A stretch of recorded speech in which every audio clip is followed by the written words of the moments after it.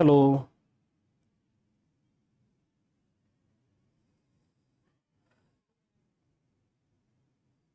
Hello.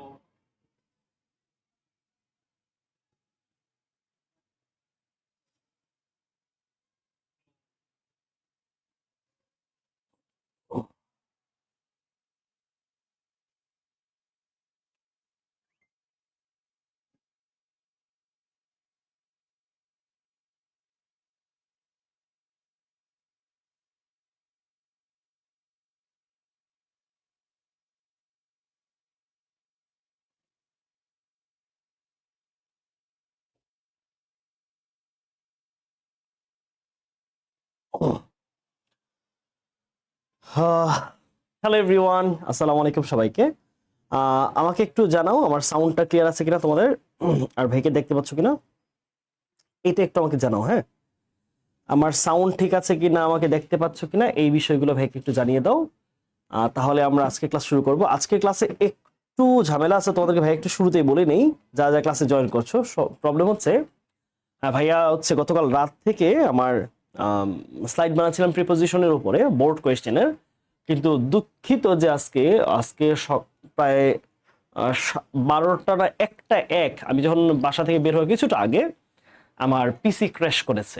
খুবই দুঃখিত, মানে পিসিতে কাজ করতেছিলাম আমার ডেস্কটপে, তো ডেস্কটপ হচ্ছে ক্র্যাশ করেছে এবং আমার ডেস্কটপ সম্ভবত এটা রিপেয়ার করাতে হবে, এটার র্যাম রোম সব একটু চেক করাতে হবে। সো সেই জন্য তোমাদের যেই মানে প্রিপোজিশনের পার্ট টু ক্লাসটা আমাকে মানে পোস্টপোন করতে হচ্ছে, কারণ আমি তো ক্লাস মিস দিতে পারবো না, এটা আমার স্কেডিউল ক্লাস, তোমরা অনেকে ওয়েট করবা। সো ভাবলাম যে তোমাদের পরের কোনো একটা ক্লাসকে ভাই নিয়ে আসতে পারি কিনা, এইটার জন্য তোমরা আজকে একটু মনে স্ক্রিনে দেখে একটু অবাক হতে পারো যে আজকে রিয়ারেঞ্জে ক্লাস করাচ্ছি। আমাদের লেকচার 25-এর যে ক্লাসটা ছিল সেই ক্লাসটা আমি আজকে নিয়ে নিচ্ছি। এটা সবাই একটু তোমরা কম্প্রোমাইজ করে নিও। আমার আজকে লেকচার যেই 21-22-এর কথা ছিল সেটা হচ্ছে প্রেপোজিশন পার্ট 2। তো ওই লেকচারটা নিতে গিয়ে আমি স্লাইড গুছিয়েছি সবকিছু, বাট একটা আর্ট, মোস্ট প্রবাবলি একটা আর্টে আমার কম্পিউটার হঠাৎ করে ক্র্যাশ করে থেমে গেছে। সো এটার জন্য আমি খুবই দুঃখিত। পরবর্তীতে আমি আমার তাড়াহুড়া করে ওই অল্প সময়ের মধ্যে আমার যে রিয়ারেঞ্জের স্লাইড করা ছিল তো মধ্যেই আমার গোছানো ছিল এই স্লাইডটা 25-এর জন্য। পরে আমি আমার ল্যাপটপ খুললাম, ল্যাপটপ খুলে দ্রুততম সময়ের মধ্যে স্লাইড টাইড গুছাইলাম, গুছিয়ে তাড়াতাড়ি পাঠাওতে আমি কল দিয়ে আমি অফিসে আসলাম। সো এটা আশা করছি তোমরা কোনো প্রবলেম হবে না। তোমরা খুব বেশি প্রবলেম হবে? এই যে বলছে ভাই আজকে তো প্রিপোজিশনের ক্লাস ছিল, আমি এই জন্যই বললাম। হ্যাঁ, এই জন্যই তোমাদের বললাম যে ক্লাসটা যেন মিস না যায় অ্যাটলিস্ট। হ্যাঁ, কারণ প্রিপোজিশন পার্ট 2 তো আমরা ক্লাস করতাম, রিয়ারেঞ্জের ক্লাস করতেই হতো। সো এই জন্য আমরা একটু সোয়াইপ করে দিলাম, আমি ওই ক্লাসটা পরের ক্লাসে নিয়ে নিব তোমাদের, যেন তোমাদের অ্যাটলিস্ট প্রবলেম না হয়। ভাইয়া একটু কম্প্রোমাইজ করো আমার সাথে, যে আসলে এটা কিছু করার ছিল না। আমার ডেস্কটপ একটা ঠিক যখন আমি ফ্রেশ ট্রেশ হবো, আমি এক্সপোর্ট দিব, হঠাৎ করে কম্পিউটার বন্ধ হয়ে গেছে, আর ওপেনই হচ্ছে না। সো আমি অনেকক্ষণ ট্রাই করছি, সো সেই জায়গায় আসলে কিছু করার ছিল না। এই জন্য আমরা আজকে রিয়ারেঞ্জে ক্লাসটা করে ফেলবো। রিয়ারেঞ্জ নিয়ে আমরা একটা বেশ ভালো আলোচনা করব। সেইটা আমরা করে ফেলতে পারলে আমাদের রিয়ারেঞ্জে 25-এর ক্লাসটা শেষ। আমরা তাহলে প্রিপোজিশনের ক্লাসটা আমরা পরের লেকচারে ঢুকিয়ে দিব, যেন বড় গ্যাপ না হয়ে যায়। ঠিক আছে? সো আসলে আমাদের লাইফে অনেক সময় এমন কিছু প্রবলেম আসে যেটাকে আমরা আসলে হ্যান্ডেল করতে পারি না। সো এর মতো একটা প্রবলেম হচ্ছে টেকনিক্যাল প্রবলেম বা কম্পিউটার প্রবলেম। সো ল্যাপটপ হলে যেটা হয় একটু ঝামেলা কম হয়। সো আমার ফাইলগুলো যেহেতু প্রিপোজিশনের ডেস্কটপে ছিল আমার, সেই জন্য আমি ডেস্কটপে কাজগুলো করতেছিলাম। সো হঠাৎ করে আসলে ক্র্যাশ করবে এরকমটা ভাবিনি। আবার ওই যে বিদ্যুৎ চমকাচ্ছিল আজকে, একটু আকাশও খারাপ ছিল, হয়তো এটার জন্য হতে পারে। সো সবকিছু মিলিয়ে আমরা ক্লাসটা আজকে একটু এখানে নিব। হ্যাঁ, ওকে, সমস্যা নেই ভাইয়া। না ভাইয়া, প্রবলেম। ওকে, ঠিক আছে, চলো আজকের ক্লাসটা আমরা পড়ব হচ্ছে রিঅ্যারেঞ্জের ওপর। ঠিক আছে? আচ্ছা, আমি আমাদের জীবনে অনেক সমস্যা আমরা মিলাতে না পারলেও, জীবনে অনেক হিসাব মিলাতে না পারলেও, আমরা আজকে সেন্টেন্সের হিসাব মিলাবো। আমরা ভাই রিয়ারেঞ্জের ক্লাস কয়টা হবে? রিয়ারেঞ্জে একটা ক্লাস এনাফ। রিয়ারেঞ্জ তো তোমাকে সবগুলো আমি পড়াই দিতে পারবো না। রিয়ারেঞ্জে আমি বেশ কিছু প্রবলেম আজকে ক্লাসে সলভ করে দিব, সম্ভবত 7টা বা 8টা প্রবলেম নিয়েছি আমি, বোর্ড কোয়েশ্চেন। কিভাবে সলভ করবা, সলভ করার ওয়ে কি, সবগুলো আমি ক্লাসের মধ্যে দেখাই দিব। এবং তোমাদের যেহেতু সাজেশন দিয়েছি, সাজেশন আমি মনে হয় 15-16টা রেখেছি সাজেশনে, ওই বাকিগুলো তোমরা একটু প্র্যাকটিস করবা, তাহলে দেখবা হয়ে যাবে। ঠিক আছে? ওইগুলো থেকে ঘুরে ফিরে বারবার পরীক্ষায় আসে। ঠিক আছে, আমরা তাহলে শুরু করছি, চলো। তাহলে আমরা আজকে পড়বো কি রিঅ্যারেঞ্জ নিয়ে। আচ্ছা, এখন তোমাদের সবচেয়ে বড় একটা প্রশ্ন আমরা আগে একটু সলভ করি। রিয়ারেঞ্জে আমরা কি পাচ্ছি? রিয়ারেঞ্জে আমরা কোয়েশ্চেন নাম্বার 6 এ আসি, এটা কিন্তু ফার্স্ট পেপারের টপিক। হ্যাঁ, এটা কিন্তু আমাদের ইংলিশ ফার্স্ট পেপারের টপিক। তাহলে যেহেতু ফার্স্ট পেপারের টপিক, আমাদের কোয়েশ্চেন নাম্বার 6 আসে। এখন মজার বিষয় হচ্ছে এই যে দেখো, আমরা রিয়ারেঞ্জের মতো সহজ একটা টপিকে 10 মার্ক আমাদের, হ্যাঁ 10 মার্ক। কিন্তু প্রশ্ন হচ্ছে রিয়ারেঞ্জ কি আদৌতে অতটা সহজ?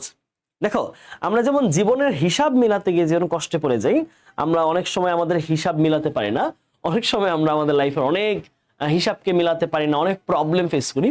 সো রিয়ারেঞ্জ ব্যাপারটা এরকম, তোমাকে অনেকগুলো সেন্টেন্স দেওয়া থাকবে 10টা, এই 10টা সেন্টেন্সকে সিকোয়েন্স অনুযায়ী মিলাতে হবে, সিকোয়েন্স মিলিয়ে সেটা দিয়ে আবার প্যারাগ্রাফ গঠন করতে হবে, তাহলেই তুমি 10 মার্ক পাবা। শুধু এমন না যে আমি সিকোয়েন্স মিলাই দিলাম, প্রশ্নে দেওয়া থাকে যে match the sequence and write a paragraph. খেয়াল করো, তোমার প্রশ্নে যদি লেখা পাও যে যে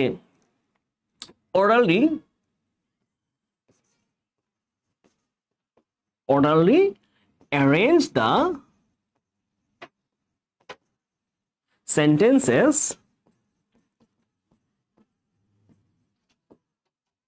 and make a paragraph. ওকে, খেয়াল করো লেখাটা, খেয়াল করো। তাহলে লেখাটা যদি এইরকম হয় যে তুমি সিকোয়েন্স গুলা মেনটেন করো এবং তুমি একটা প্যারাগ্রাফ লিখো, তাহলে দেখবা তোমাদের এইখানে লেখাটা বেশিরভাগই থাকবে যে রাইট আ প্যারাগ্রাফ। তাহলে এই প্যারাগ্রাফ লেখার মানে হচ্ছে তুমি সিকোয়েন্সটা মিলাবা, যে কার পরে কে। ধরো প্রথমটা হলো হচ্ছে ধরো 3 নাম্বার, তারপরে হলো ধরো হচ্ছে এক্স, তারপর হচ্ছে ভি, এরকম করে তুমি মিলালার পর তোমাকে আবার প্যারাগ্রাফটা লিখতে হবে। বুঝা গেল? আমি সিস্টেমটা বুঝলাম। আমরা প্রথমে সিকোয়েন্সটা লিখবো, সিকোয়েন্সটা লিখার পরে আমরা এই সিকোয়েন্স অনুযায়ী আবার সেন্টেন্সগুলো বসিয়ে বসিয়ে প্যারাগ্রাফটা লিখতে হবে। যদি আমাদের প্রশ্ন লেখা থাকে রাইট আ প্যারাগ্রাফ, এবং এইচএসসি তে এটা থাকে, এইচএসসি প্রশ্নের মধ্যে মেক আ প্যারাগ্রাফ এই অংশটা থাকে। হ্যাঁ, আমরা কি বুঝতে পেরেছি? ভাইকে একটু বলবা, আমরা কি প্রশ্নটা বুঝতে পেরেছি যে কিভাবে লিখবো? প্রশ্নে অনেকে উত্তর করতে পারো না, যে তোমরা শুধু সিকোয়েন্স লিখে দিয়ে আসো, এবং সিকোয়েন্স শুধু লিখে দিলে সিকোয়েন্সটা যদি হয় হাফ মার্ক দিবে, আর প্যারাগ্রাফটা যদি লিখো তাহলে বাকি হাফ মার্ক দিবে। সো এখানে সময়টাই জাস্ট একটু বেশি। তুমি যদি সিকোয়েন্সটা লিখতে পারো তাহলে তো তোমার সেন্টেন্স লেখা তো কঠিন না, কারণ সিকোয়েন্সের সাথে সেন্টেন্সগুলো তুমি প্রশ্নেই পাচ্ছ, শুধু সিকোয়েন্সটা মিলানোর পরে সেন্টেন্সগুলো তুমি ধরে ধরে লিখে দিবা, দ্যাটস ইট, তাই না? কিন্তু আমাদেরকে আমাদের এইচএসসি প্রশ্নের মধ্যে কি করতে বলে বলতো? আমাদের এইচএসসি প্রশ্ন এগুলো করতে বলে। হ্যাঁ, এই যে প্রিপোজিশন হওয়ার কথা সেটা কেন হবে না আমি একটু ব্যাখ্যা করেছি। হ্যাঁ, এটা পারতে হলে অর্থ বুঝতে হয়। আচ্ছা ফাইন, সুন্দর বলেছো, গুড, চমৎকার। আচ্ছা চলো এবার আমরা একটু আসি যে রিয়ারেঞ্জ সলভ করার জন্য আমাদের আসলে কিভাবে অ্যাপ্রোচ করা উচিত। হ্যাঁ, রিয়ারেঞ্জ প্রশ্ন সলভ করার জন্য আমাদের আসলে অ্যাপ্রোচটা কিরকম হবে খেয়াল করো। রিয়ারেঞ্জের প্রশ্ন সলভ করার আগে প্রথম অ্যাপ্রোচ হবে হচ্ছে, ভাই একটি অ্যাপ্রোচগুলো খেয়াল করো, কয়েকটা অ্যাপ্রোচ, কয়েকটা স্টেপ আছে। প্রথম স্টেপ হচ্ছে আমরা প্রতিটা সেন্টেন্সকে একবার করে পড়বো, প্রতিটা সেন্টেন্সকে একবার করে পড়া, প্রতিটি সেন্টেন্স একবার করে পড়া, প্রতিটি সেন্টেন্স একবার করে পড়া, বুঝছো? আচ্ছা, তুমি ধরো যখন তুমি পুরাটা সেন্টেন্স পড়বা, অর্থাৎ পুরা জিনিসটা কি বলছে তুমি এটা স্টোরি মিলাইতে পারবা, কথা বুঝতে পারলা? তুমি স্টোরি সাজাইতে পারবা যে কোত্থেকে শুরু হয়েছে কোত্থেকে শেষ হয়েছে। এখন তুমি হঠাৎ করে একটা সেন্টেন্স ধরে বলতে পারবা না এটা কি শুরু না শেষ। তোমাকে পুরো জিনিসটা পড়লে তুমি ধরতে পারবা যে এটা কোত্থেকে স্টার্ট হয়েছে, কোথায় শেষ হয়েছে, এবং গল্পটা আসলে কিভাবে আগাইছে। এই গল্পটা তোমার বোঝার অভিজ্ঞতা তৈরি হবে যখন তুমি বাক্যগুলো পড়বা। বুঝতে পারছো? প্রথম কথা কি, আমরা বাক্যগুলো পড়বো, প্রথম কাজ। হ্যাঁ, আসো 2 নাম্বার কাজ হচ্ছে যে ভাইয়া আমরা না হয় বাক্যগুলো পড়লাম, তাহলে কি করব?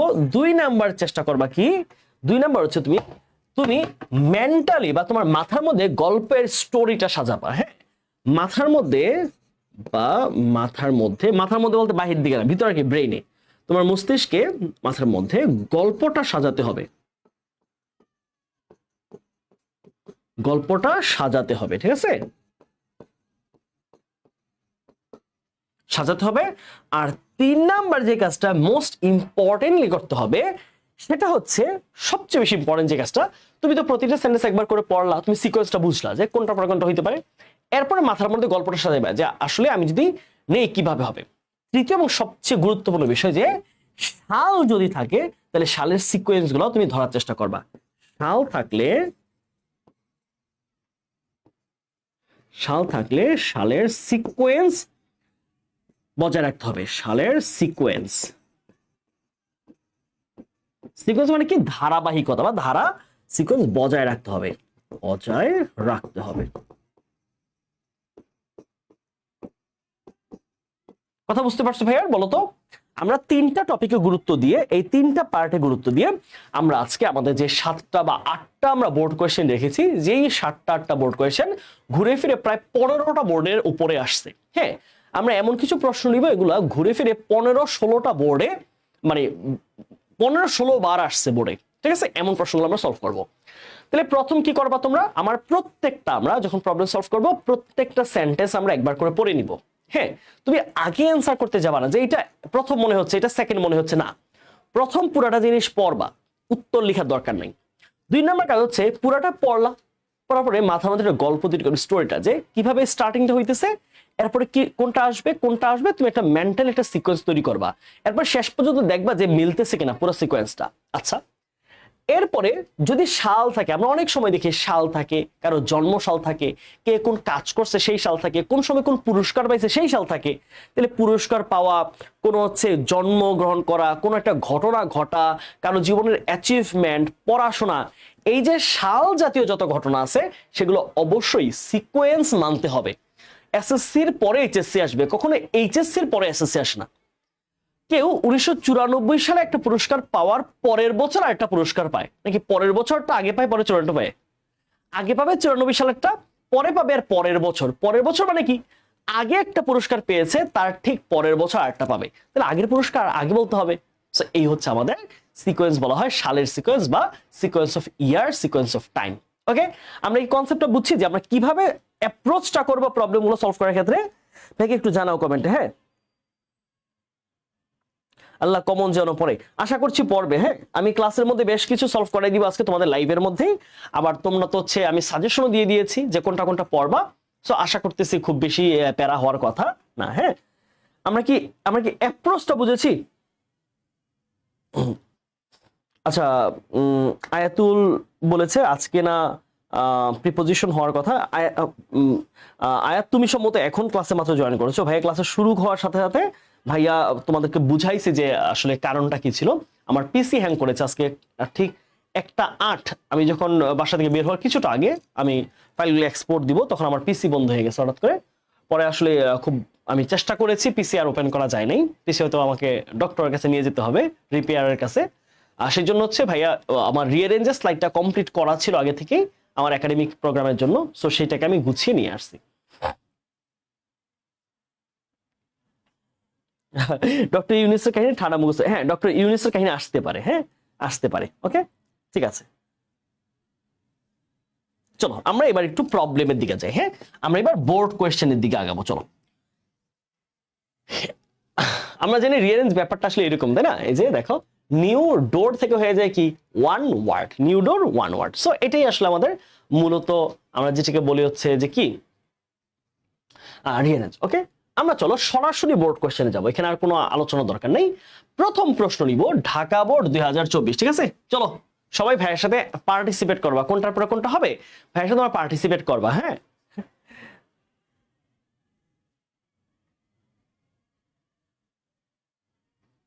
হ্যাঁ একটা সুন্দর প্রশ্ন, যে একটা সহজ টপিকের ক্লাস শুরু হলে ভাইয়া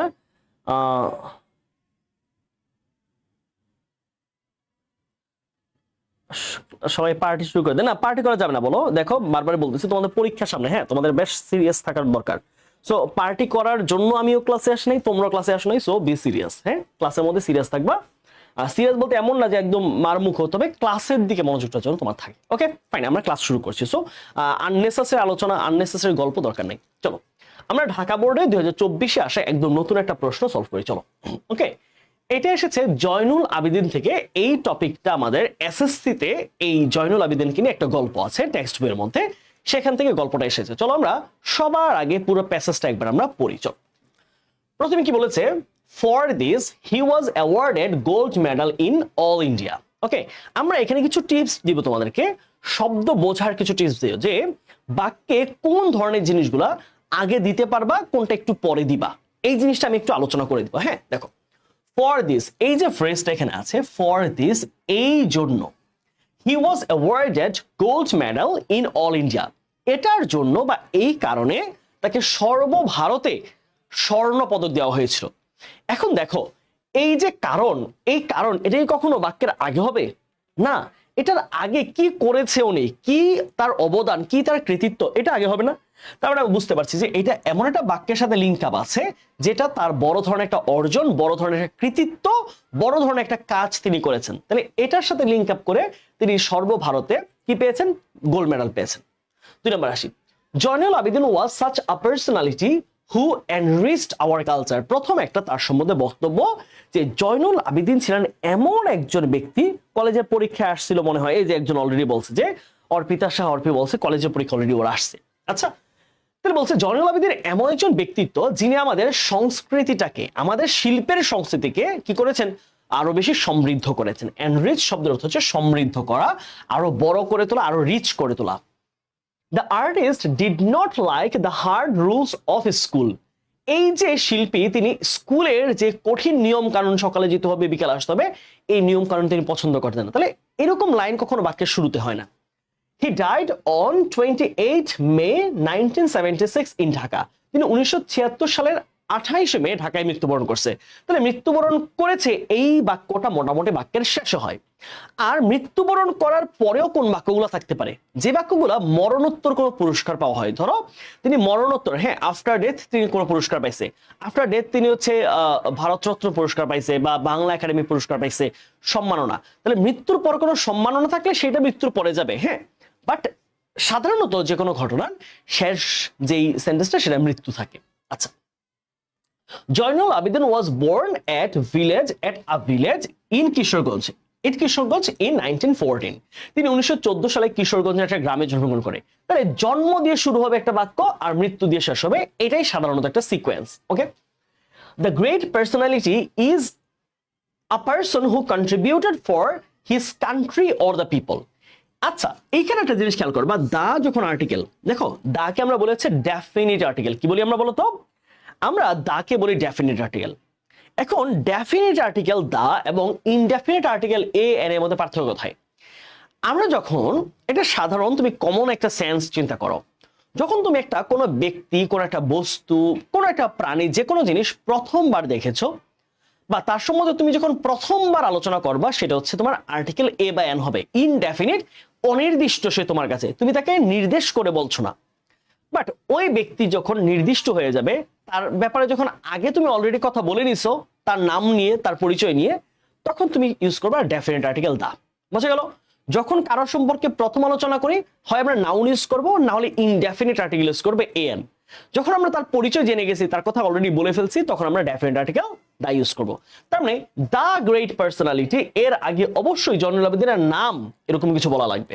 আচ্ছা, he drew the pictures of the famine of the Second World War and got huge reputation. তিনি দ্বিতীয় বিশ্বযুদ্ধের যেই কি বলা যায় এটাকে, আমরা কি বলি, যে অত্যন্ত চরম পরিস্থিতি, সেটা ছবি এঁকেছিলেন এবং তিনি অনেক বেশি রেপুটেশন পেয়েছিলেন, সম্মান পেয়েছিলেন। আচ্ছা, তাহলে এটার জন্য তিনি ভারতে মেডাল পাইতে পারেন, একটা সম্পর্ক কিন্তু আছে যে এই কাজের জন্য তিনি মেডাল পেয়েছেন। His father Tamizuddin was a police officer. তাহলে তার বাবা তমিজউদ্দিন ছিলেন একজন police officer. So at the age of 15, তাই 15 বছর, এই যে তাই শব্দ কিন্তু সো অথবা ফর দিস এর মতো, এই জন্য বা তাই, তাই বলার কারণ হচ্ছে পূর্বে একটা কারণের কথা বলা থাকবে তোমার, যে এই ঘটনা ঘটছে, তাই at the age of 15, 15 বছর বয়সে he went to Kolkata and was admitted in a government art college. তিনি গভর্নমেন্ট বা সরকারি আর্ট কলেজে ভর্তি হলেন। তাহলে এই যে তিনি স্কুলে ধরাবাঁধা নিয়ম পছন্দ করতেন না, তাই এই যে এই কারণে তিনি কি করতেন, তিনি 15 বছর বয়সে কলকাতা চলে গেছেন। আচ্ছা, he was a great artist who owned name and fame for himself and his country and his family. শেষ। ওকে, এবার আমরা একটু সিকোয়েন্সটা মিলানোর চেষ্টা করি। তাহলে সবার আগে কি আসবে? সবার আগে আসবে জয়নুল আবেদিনের পরিচয় বা তার জন্ম। আমরা কোনটা পাচ্ছি সবার আগে? Zainul Abedin was born at a village in Kishoreganj in 1914। তাহলে তিনি 1914 সালে, আমি যেটা যেটা উত্তর হয়ে যাবে সেটা মার্ক করে রাখবো। তাহলে প্রথম কি পাচ্ছি আমরা? সিকোয়েন্সটা শুধু লিখবো, প্যারাগ্রাফটা তুমি লিখবা। তাহলে প্রথম পাচ্ছি আমরা 5 নাম্বার, রাইট? প্রথমে 5 নাম্বার পাচ্ছি। তিনি জন্মগ্রহণ করছে।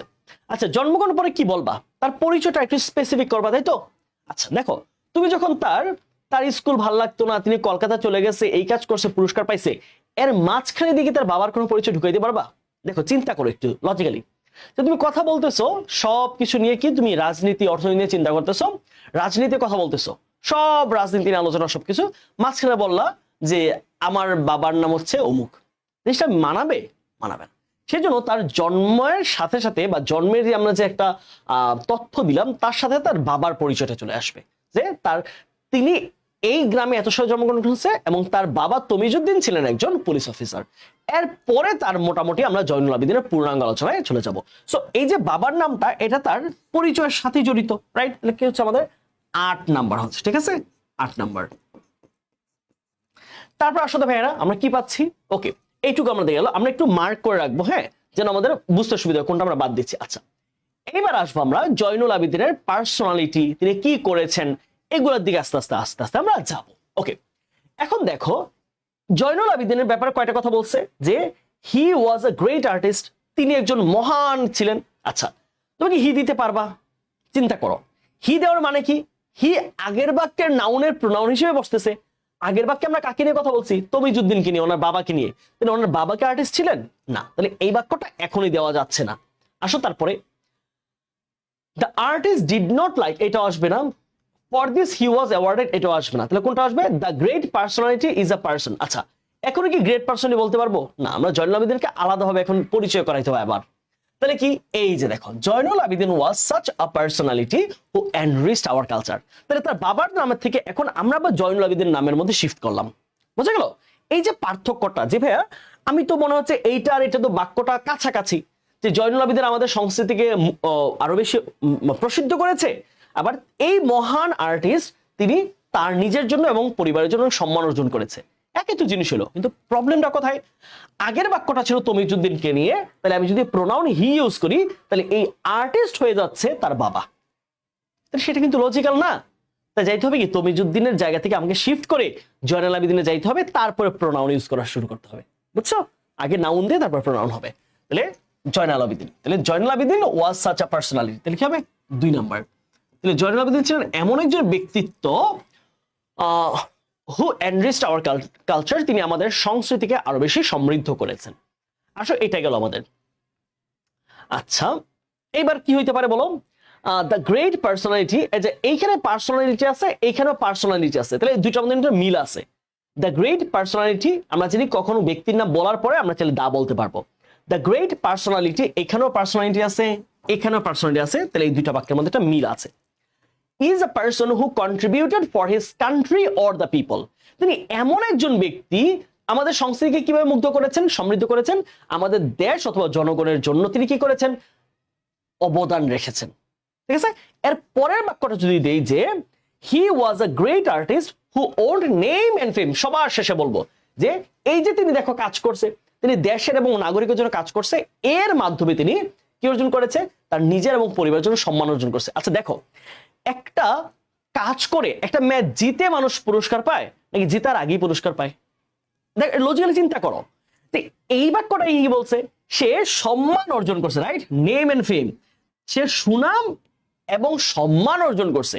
তাহলে কি করছে, কন্ট্রিবিউশন কি, সেটা আগে বলতে হবে না?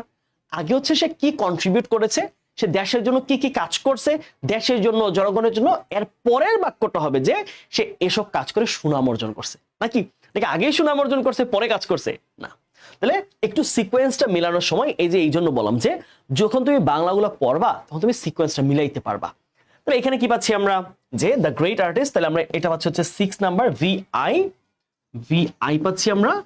আর তারপরে কোনটা পাচ্ছি? তারপরে হচ্ছে এই যে কন্ট্রিবিউশন রাখছে দেশের এবং জনগণের প্রতি, he was a great artist who owned name and fame for himself and his family, তিনি তার নিজের জন্য এবং এই যে কন্ট্রিবিউশনের মাধ্যমে এবং তার পরিবারের জন্য সম্মান অর্জন করেছেন। এক্স। ওকে, গেল। এবার আমরা আস্তে আস্তে আসবো তিনি কি কি কাজ করেছেন। ফাইন, আমরা তার পরিচয়, তার মোটামুটি সাধারণ কথাবার্তাগুলো আমরা বলে ফেলাম। হ্যাঁ, ওকে, এবার আসো। তাহলে আমরা এইটুকু বুঝলাম। আচ্ছা, একজন বলছে যে ভাই আমি তো ঢাকা বোর্ডে, আমি কি ঢাকা বোর্ডে স্কিপ করবো? না, এগুলো স্কিপ করার জিনিস না। তুমি শেখার জন্য যখন আসছো, ধরো তুমি যখন শিখতেছো, শেখার মধ্যে কোনো স্কিপ করার কিছু নাই, বুঝছো? কারণ এইখানে আমি কি শুধু প্রশ্নটা সলভ করাচ্ছি, আমি কি বলতেছি না যে কোনটা আগে হতে পারে, কোনটা পরে হতে পারে, কোনটা আগে হওয়ার কারণ কি, পরে হওয়ার কারণ কি, কেন আগে হবে না। হ্যাঁ, তারপরে এই যে দুই বাক্যের মধ্যে সম্পর্ক কি, যে আগে কন্ট্রিবিউশন, পরে হচ্ছে তার সম্মান অর্জন, নাকি এই যে কথাগুলো, এই কথাগুলো কি বোর্ডের সাথে সম্পৃক্ত কোনো না। এটা শেখার জায়গা, এটা তুমি শিখতেছো, এটা কোনো বোর্ড মেনটেন করে হবে না। তুমি ক্লাসে, আমি তো এমন পড়াবো না 50টা পড়াবো, আমার শত শত ঘন্টা লাগবে না। আমি পড়াবোই 8টা বা 7টা কোয়েশ্চেন, এইগুলো হচ্ছে খুবই কমন কোয়েশ্চেন, এগুলো খুব বারবার পরীক্ষায় আসছে, এই জন্য ভাইয়া ক্লাসে পড়াই দিব, সিস্টেমটা বুঝাই দিব, আরো কিছু সাজেশনে ভাইয়া দিয়ে দিছি, এগুলো পড়বা, শেষ। 2টা ক্লাসে তোমার হয়ে গেল, বা 2টা সেশনে হয়ে গেল, ভাইয়া অর্ধেক করাই দিচ্ছি, বাকি অর্ধেক তুমি করবা, হয়ে গেল, শেষ। বাকি অর্ধেক তুমি পড়বা। এখানে অত বেশি লিমিটেশনের দরকার নেই, ঠিক আছে?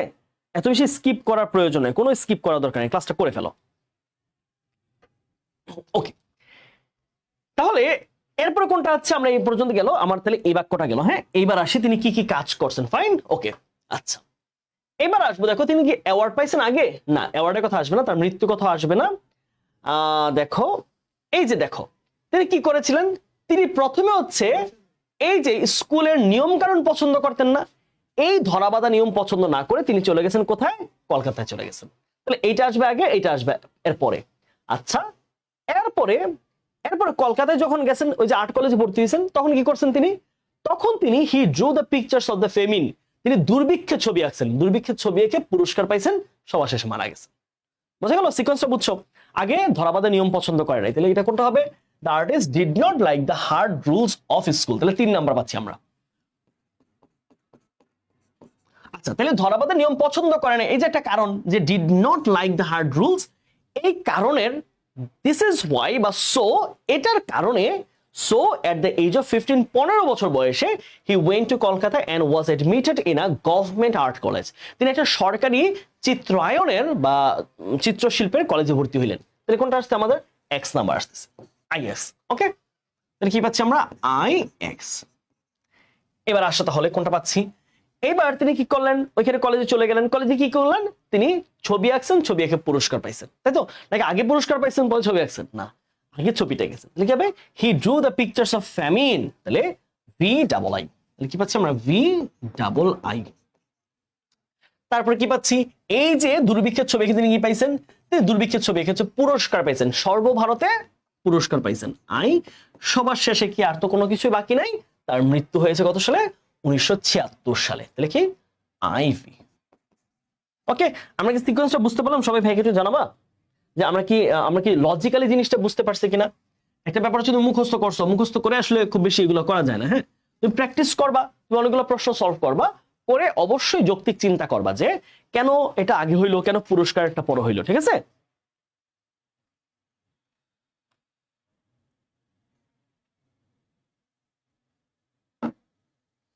আমরা এটুকু ক্লিয়ার, আমরা বুঝলাম?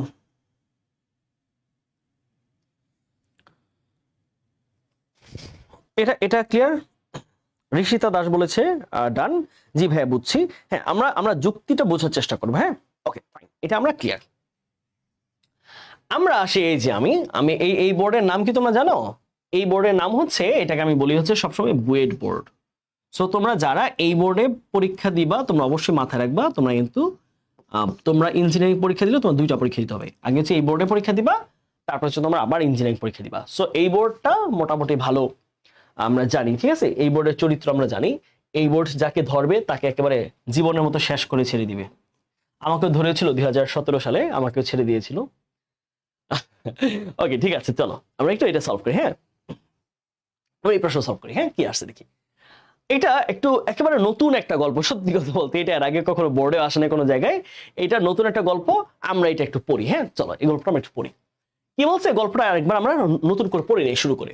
দ্য অ্যাঞ্জেল, হ্যাঁ, এই যে অ্যাঞ্জেল আমরা কি বলি? আমরা বলেছি অ্যাঙ্গেল ফারিয়া। হ্যাঁ, এই যে আমরা নাম পাই না, এই যে আমরা অ্যাঞ্জেল লিখতে গিয়ে অনেক মেয়েরা ছোটবেলায়, তোমরাও করছো আমি জানি, তোমরা ফেসবুকে নেম দিয়েছো কি? Angle Faria, ANGLE, angle Faria. এই নামে যে কত ফেসবুক আইডি ছিল, অ্যাঙ্গেল ফারিয়া আর হচ্ছে অ্যাঙ্গেল সাদিয়া।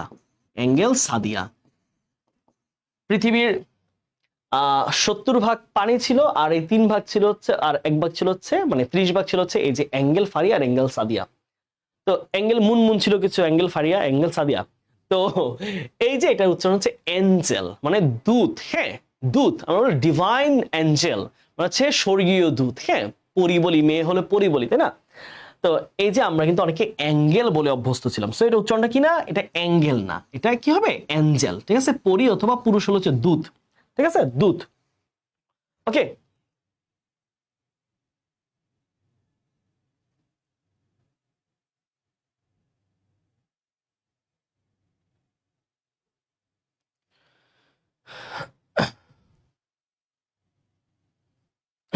ওকে, এবার আসলে আমরা পড়ি কি বলছে, দে দ্য এঞ্জেল, ওই যে দূত, দূত, হ্যাঁ পুরুষ ছিল, টুক ডাউন, টেক ডাউন মানে হচ্ছে লিখে নেওয়া। হ্যাঁ, টেক ডাউন হচ্ছে লিখে নেওয়া, টেক ডাউন পাস্ট হচ্ছে took down.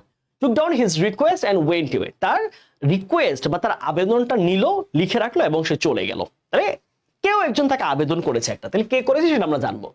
His name was Abou Ben Adhem, তার নাম ছিল আবু বেন আধেম। দেখো, যখন হিজ আসবে, হিজ হচ্ছে প্রোনাউন, মাথায় রাখতে হবে এই প্রোনাউনের আগে নাউন কিন্তু থাকা লাগবে। প্রোনাউনের আগে তার পরিচয়টা থাকা লাগবে, যে আবু বেন আদেম ছিল তার নাম, সেটা কে ছিল, তার স্টোরিটা বলে তারপর আমরা বলবো হচ্ছে তার নাম ছিল আবু বেন আধেম। আবু, তাহলে দুইজন ব্যক্তি পেলাম, একটা হচ্ছে আবু বেন আধেম আর একটা হচ্ছে দূত, দেবদূত, স্রষ্টার থেকে আসা দূত। Abu then requested him to put his name in the list because he loved mankind and his fellow brothers. ওকে, তাহলে খেয়াল করো কি বলছে, যে আবু ম্যানকাইন্ডকে ভালোবাসতো এবং মানুষের আর অন্যান্য যে মানুষ প্রাণী যারা আছে সবাইকে ভালোবাসতো। তাহলে আবু রিকোয়েস্ট করেছে দূতকে তার নাম লেখার জন্য, দূত ওই রিকোয়েস্টটা রাখছে। তাহলে এইটার পরে আসবে এই বাক্যটা, সিকোয়েন্স বোঝা যাচ্ছে। He again appeared the next night, তাহলে ওই দূত আবার পরের রাতে আসলো এন্ড শোড আবু, এবং আবুকে দেখালো যে his name was at the top of the list. এই যে রিকোয়েস্ট সে রাখছে, তখন সে নাম লিখে গেছে, হ্যাঁ ঠিক আছে তুমি রিকোয়েস্ট করছো, তোমার নামটা লিখে দিছি। পরের দিন যখন আসলো আবার স্বপ্নের মধ্যে, তখন দেখালো যে এই দেখো আবু, তোমার নাম লিস্টের সবার উপরে, কারণ তুমি মানুষকে ভালোবাসতা। আচ্ছা, the angel was writing, angel লিখছিল, ওই দেবদূত সে লিখতেছিল দ্য নেমস অফ পারসনস, এমন সব মানুষের নাম, এখানে একটু সেন্টেন্স ইনকমপ্লিট আছে, হু লাভড গড, যারা স্রষ্টাকে ভালোবাসতো। তাহলে তাহলে কি বলছে দেখো তো, ওই যে অ্যাঞ্জেলটা আসছে সে এমন সব মানুষের নাম লিখতেছিল, দূত, যারা স্রষ্টাকে ভালোবাসে। ওকে, আচ্ছা। Once upon a time there was an honest and pious man, একদা একটা সময় অত্যন্ত সৎ এবং ধার্মিক একটা ব্যক্তি ছিল, ধার্মিক। তাহলে এই ব্যক্তিটাই কে বলতো, আমরা জানি ওয়ান্স আপন এ টাইম, এই যে ফ্রেজটা আছে এটা একটা বাক্যের শুরুর একটা ইঙ্গিত দেয়। ওয়ান্স আপন আ টাইম, একদা এক সময়, অতীতের, অতীতের একটা সময়, একদা এক সময়। আচ্ছা, হি আস্কড দ্য এঞ্জেল, ওই যে আবু বেন আধেম ওই এঞ্জেলকে প্রশ্ন করলো, ইফ হিজ নেম ওয়াজ দেয়ার, সে বললো আমার নামটা কি ভাই ওই লিস্টে আছে? বললো যে না, তোমার নাম তো নাই। তারপরে কি বললো, he was one sleeping peacefully, এই যে আবু বেন আদেম সে শান্তিতে ঘুমাচ্ছিল। In reply the angel said that his name was not there, সে যখন বললো আমার নাম কি আছে ওই লিস্টের মধ্যে যারা স্রষ্টাকে ভালোবাসে, বলে না তোমার নাম নাই। আচ্ছা, suddenly he woke up and he saw an angel, সে হঠাৎ করে ঘুম থেকে উঠলো এবং একটা দূতকে দেখতে পাইলো। চলো আমরা একটু মিলানো শুরু করি। হ্যাঁ, প্রথম লাইন, প্রথম কি হবে, প্রথম হবে কি, এই যে once upon a time there was an honest and pious man, একদা একটা সময় অত্যন্ত সৎ এবং ধার্মিক একজন কি ছিল, সৎ ও ধার্মিক একজন ব্যক্তি ছিল। ফাইন, তাহলে এই ব্যক্তির নামে কি হবে, এই ব্যক্তির নাম হচ্ছে his name was Abou Ben Adhem. তাহলে দুটো উত্তর পেয়ে যাচ্ছি। তাহলে একে পাচ্ছি কি V I, V I. Okay, দুয়ে পাচ্ছি কোনটা আমরা, ডাবল আই, দুইটা গেল। তাহলে একদা একজন ব্যক্তি বাস করতো, সে খুবই ধার্মিক ছিল, খুবই সৎ ছিল, তার নাম ছিল আবু বিন আদম। তাহলে গল্পটা কি, সেদিন ঘুমাচ্ছিল, ঘুমের মধ্যে হঠাৎ করে সে উঠলো, উঠে দেখতে পারলো একটা দেবদূত, দেবদূত কারো নাম লিখতেছিল যারা স্রষ্টাকে ভালোবাসে। সে বললো আমার নাম কি আছে, বলছে না তোমার নাম নাই। সে তখন রিকোয়েস্ট করলো আমি তো মানুষকে ভালোবাসি আর অন্যান্য সবাইকে ভালোবাসি, আমার নামটা লিখো। তখন তার রিকোয়েস্ট নিয়ে গেল, পরের রাতে আবার ওই দূত আসলো, এসে বললো তোমার লিস্ট এই টপে। এই তো গল্পটা নাকি, বোঝা যাচ্ছে গল্পটা, মেন্টালি সাজাইতে পারছো গল্পটা? দেখো গল্পটা সাজানোর চেষ্টা করো। আমি সেন্টেন্সটা বলার পরে কিন্তু গল্পটা সাজানো যাচ্ছে, যে আবু বেন আদেম ছিল একটা খুবই সৎ একজন ব্যক্তি, ধার্মিক ব্যক্তি। সে একদিন শান্তিতে ঘুমাচ্ছিল, হঠাৎ করে ঘুম থেকে উঠে দেখে একটা দূত। তাহলে দূত কি করতেছে, নাম লিখতেছে যারা স্রষ্টাকে ভালোবাসে একটা লিস্টের মধ্যে। হ্যাঁ, সে বললো ভাই আমার নামটা ওই লিস্টে আছে? বলে না তোমার নাম তো নাই। বলে কেন ভাই, আমি তো মানুষকে ভালোবাসতাম, আমি তো প্রাণীকে ভালোবাসতাম, সবাইকে আমি ভালোবাসতাম। ওকে ঠিক আছে, তোমার রিকোয়েস্ট রাখতেছি, পরের রাতে আবার দূত আসলো, এসে বলে এই যে দেখো তোমার নামে আমি সিগনেচার করে আনছি, এই যে দেখো তোমার নাম লিস্টের সবার আগে। বুঝছো, এই হচ্ছে আমাদের গল্পের সিকোয়েন্সটা। হ্যাঁ, আমরা এবার একটু গল্পটাকে সাজানোর চেষ্টা করি। হ্যাঁ, আমরা এবার গল্পটাকে একটু সাজাই, গল্পটা গুছাই। চলো কি আসছে, তাহলে এইটা গেল আমাদের। দেখো আমরা যেটা যাচ্ছে আমরা কেটে দিচ্ছি, তাহলে আমাদের বুঝতে সুবিধা হবে। এই দুটো আমাদের ডান। হ্যাঁ, আচ্ছা, তো কি করলো সে, আবু বেন আদেমের পরিচয় পাইলাম। তাহলে হি ওয়াজ ওয়ান স্লিপিং পিসফুলি, এই যে সে ঘুমের ঘটনা আসবে। সে একদিন শান্তিতে ঘুমাচ্ছিল। তাহলে কি, সে একদিন শান্তিতে ঘুমাচ্ছিল। 8 নাম্বার দেখতে পাচ্ছি, ভি ট্রিপল আই। সে একদিন শান্তিতে ঘুমাইতেছিল, তার কোনো চিন্তা নাই। Okay fine. এবার কি করলো, সাডেনলি হি woke up, হঠাৎ করে ঘুম থেকে উঠলো, and he saw an Angel, এবং সে উঠে একটা দূতকে দেখতে পাইলো। এই ঘুম থেকে হঠাৎ করে উঠে দেখি, আমরা ঘুম থেকে দেখি না, ধরো তুমি একটা সামনে বিড়াল দেখছো, ভয় পাবো না? সে দেখে এক দূত তার সামনে, হ্যাঁ, আলোয় চকচক করতেছে। সো সে একটা দূতকে দেখতে পেলো। হ্যাঁ, তাহলে কি পাচ্ছি, এটা আমরা এটাকে এভাবে বলি যে ফেরেশতা বলি আর কি। হ্যাঁ, এক্স, সে একজন ফেরেশতাকে দেখতে পেল। আচ্ছা, এখন ফেরেশতা কি করছিলেন, ফেরেশতার সাথে এখন তার কথোপকথন হবে। আচ্ছা, ফেরেশতা কি করছিলেন, দ্য এঞ্জেল। এই যে দেখো আমরা বললাম প্রথমে হবে নাউন। এই যে দেখো প্রথম যখন এঞ্জেলের কথা বলছে, কি বলছে, অ্যান এঞ্জেল, রাইট? আমরা বলেছিলাম না তোমাকে একটু আগে, যখন কোনো ব্যক্তি, বস্তু, প্রাণী, যে কোনো ব্যাপারে প্রথমবার বলা হয় আর্টিকেল ইনডেফিনিট হবে, এ বা এন। দ্বিতীয়বার যখন তার সম্বন্ধে কথা বলা হয় তখন কি হয়, ডেফিনিট আর্টিকেল দেওয়া হয়। মিলছে? বুঝছো, এটা সারা জীবন কাজে লাগাবা, যে কোনো ব্যক্তি, বস্তু, তার যখন প্রথম পরিচয়টা আমরা দেই, আমরা এ বা এন ইউজ করি। যখন তার দ্বিতীয় পরিচয়, তৃতীয় পরিচয় বা পরবর্তীতে কথা বলবো, সেটা ডেফিনিট হয়ে যায়, সে নির্দিষ্ট হয়ে যায়, তাকে আমরা দা ইউজ করতে পারি। তাহলে এই জায়গা হচ্ছে কি, এন এঞ্জেল। এখন সে এঞ্জেলকে দেখলো, সে ফেরেশতাকে দেখলো। ফেরেশতা কি করতেছে, the angel was writing the names of persons who loved God. তাহলে ওই ফেরেশতা এমন সব মানুষের নাম লিখতেছিল, লিস্ট করতেছিল যারা স্রষ্টাকে ভালোবাসে, হ্যাঁ, যারা গডকে ভালোবাসে। তাহলে কি আসছে আমাদের, ভি নাম্বার আসছে তারপরে। তাহলে কি হচ্ছে, আমরা ভি। ওকে, এইবার আবু বেন আদম জিজ্ঞেস করে, ভাই আমার নামটা কি লিস্ট আছে কিনা? আচ্ছা দেখি তখন কি প্রশ্ন করছে, হি আজ দ্য এঞ্জেল। এই যে আবু বেন আদম, সে ওই ফেরেশতাকে জিজ্ঞেস করেছে, ইফ হিজ নেম ওয়াজ দেয়ার, তার নামটা, এই আবু বেন আদমের নামটা ওই লিস্টে কি আছে? আমিও তো স্রষ্টাকে ভালোবাসি, আমি তো মানুষকে ভালোবাসি, প্রাণীকে ভালোবাসি। এটা কোনটা হচ্ছে আমাদের, এটা হচ্ছে ভি ডাবল আই। ঠিক আছে, ভি ডাবল আই গেল, এটুকু গেল। এখন সে রিপ্লাই দিল কি, যে না ভাই তোমার নাম তো এখানে নাই। কোনটা কোথায় আছে, আবু বেন রিকোয়েস্ট, না রিকোয়েস্ট পরে আসবে। দ্য এঞ্জেল টুক ডাউন, না লিখে নিছে, এটাও পরে আসবে। দ্য এগেইন, এই তিনটা পরে আসবে। হ্যাঁ, এই তিনটা পরে আসবে। আচ্ছা, ইন রিপ্লাই, এই যে ইন রিপ্লাই, উত্তরে বা প্রতি উত্তরে, the angel said that his name was not there, যে তার নামটা সেখানে আসলে নাই। আবু বেন আদম যখন জিজ্ঞেস করছে, ভাই আমার নাম কি লিস্টে আছে, না, রিপ্লাই বলছে না তোমার নাম এখানে আসলে নাই। তাহলে এটা গেল আমাদের, এটা গেল আবার আই এক্স। ঠিক আছে, I X, fine, I X. Okay, আমাদের বাকি আছে কয়টা, 1 2 3 4 5 6 7টা হয়েছে, 3টা বাকি আছে। তাহলে এবার কি করবে, এবার সে আগে রিকোয়েস্ট করবে, তারপরে তার নামটা লিখে নেবে রিকোয়েস্টের অনুযায়ী, সুপারিশ অনুযায়ী, তারপরে সে এটাকে অ্যাপ্রুভ করায় না, বলবে যে দেখো তোমার নাম লিস্টের সবার উপরে আছে। তাহলে কি হবে, যে Abu then requested him to put his name in the list because he loved mankind and his fellow brothers. সে মানব জাতি এবং তার যত ভাই ভ্রাতা আছে সবাইকে, মানুষকে ভালোবাসতো সে।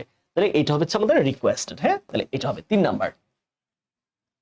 ওকে, তাহলে কি, সে রিকোয়েস্ট করছে, রিকোয়েস্টের পরে কি হলো, the Angel took down his request. তাহলে তার এই যে রিকোয়েস্টটা, আবেদনটা লিখে রেখেছে, এন্ড ওয়েন্ট, এবং সে চলে গেছে। ফাইন, সে চলে গেল।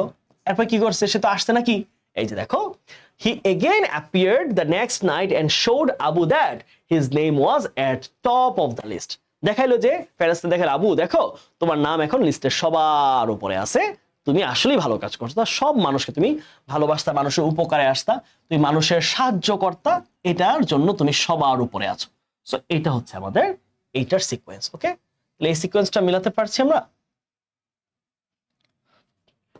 সবাই বলবা যে আমরা কি এটা পারলাম, নাকি বেশি কঠিন মনে হচ্ছে? আমরা কি এই গল্পটা পারতেছি, না বেশি কঠিন মনে হচ্ছে? এটা কোন বোর্ডের? এটা হচ্ছে আমাদের কুমিল্লা বোর্ডে 2024-এ আসা একদম লাস্ট প্রশ্নটা। সাজেশনটা কি কোথায় দিয়েছেন ভাইয়া? সাজেশন এই গ্রুপেই দিয়েছি, তোমরা সাজেশন লিখে একটু সার্চ করে পেয়ে যাবা। ভাই এই রিয়ারেঞ্জে কি কোনো ধরাবাঁধা নিয়ম আছে? এই যে গল্পটাই তো সিকোয়েন্স হতে বোঝা যায়, তাই না?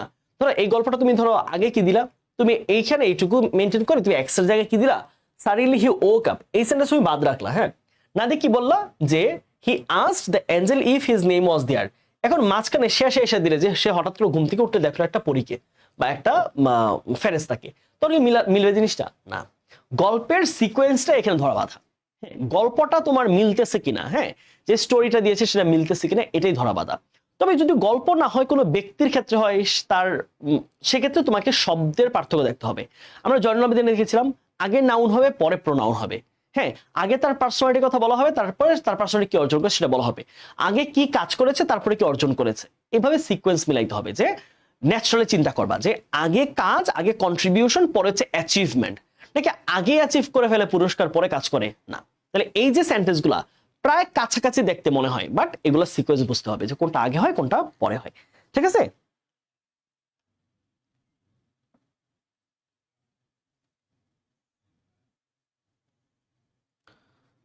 ওকে, এবার আসি আমরা কুমিল্লা বোর্ড আমাদের গেল, আমরা একটু আসি যশোর বোর্ড। হ্যাঁ, আমরা প্রায় যশোর বোর্ডের প্রশ্ন আমরা খেয়াল করি না, বাট যশোর বোর্ডে মাঝে মাঝে বেশ ভালো প্রশ্ন হয়। যশোর বোর্ডে কিন্তু কঠিন প্রশ্ন হয়।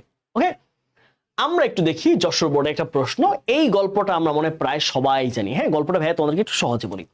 একবার আমরা একটু গল্পটা পড়ি। হ্যাঁ, আমি নিজে গল্প না বলে তোমাদেরকে এটা থেকে সলভ করে তোমাদের ভালো লাগবে। The cook was very stubborn. Stubborn শব্দের অর্থ হচ্ছে জেদি, অত্যন্ত জেদি, একগুঁয়ে। হ্যাঁ,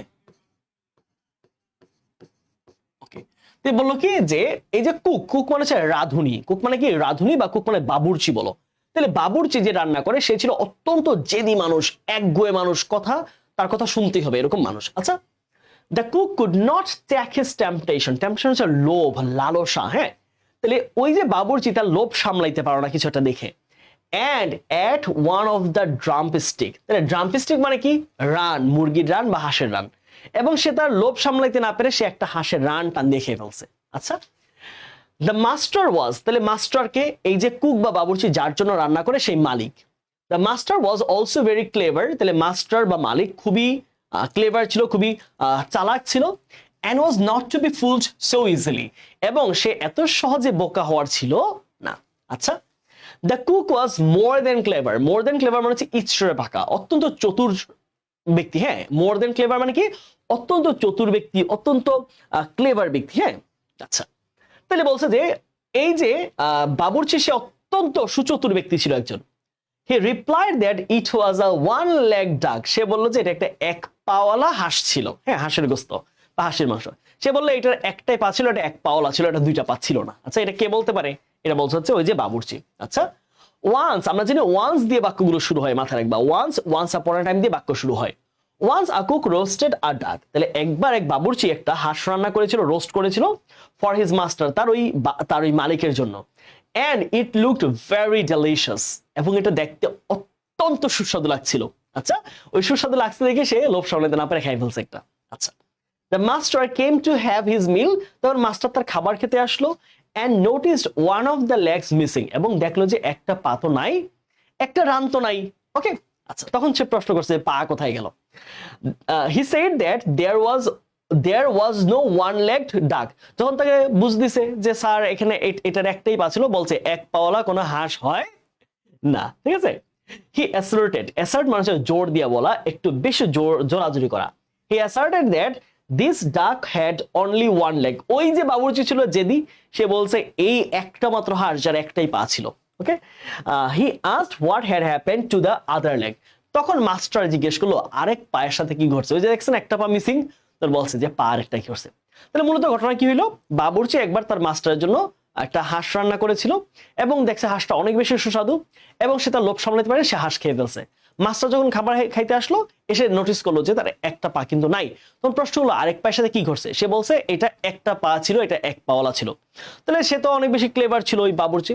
এখন ওই মাস্টার সেও তো চালাক ছিল, সেও তো এত সহজে পটে যাবে না, এত সহজে সে মানবে না, বোকা হবে না। সে বলছে এরকম এক পাওয়ালা কোনো হাঁস নাই। তখন সে খুবই জেদি ছিল, সে বলল যে এই একমাত্র হাঁস যেটা এক পাওয়ালা ছিল। এই হচ্ছে আমাদের মূল ঘটনাটা। ঠিক আছে, আচ্ছা চলো আমরা এই গল্পটা একটু সাজাই। হ্যাঁ, তাহলে প্রথম কোনটা আসবে বলো, ওই যে ওয়ান্স অথবা ওয়ান্স আপন এ টাইম। আগে তো রান্না করার দিকে যাইতে হবে। তাহলে once a cook roasted a duck for his master and it looked very delicious. তাহলে কোনটা হচ্ছে 6 নাম্বার উত্তর আমাদের প্রথম হচ্ছে। তাহলে আমরা 1 নম্বরে পাচ্ছি। ওকে, তাহলে সে রান্না করলো এবং এটা অত্যন্ত সুস্বাদু লাগছিল, দেখতে খুবই ডেলিশিয়াস মনে হচ্ছিল। দ্য কুক, ওই বাবুর্চি, could not take his temptation, সে তার লোভ সামলাইতে পারলো না, and ate one of the drumsticks, এবং সে তার ওই যে হাঁসের একটা রান ছিঁড়ে খেয়ে ফেললো। সে লোভ সামলাইতে পারে নাই, খুবই সুস্বাদু লাগতেছিল, নিজে রান্না করে নিজে লোভে পড়ে গেছে। কি 2 নাম্বার, সে নিজেই লোভে পড়ে গেছে। আচ্ছা গেল এইটুকু।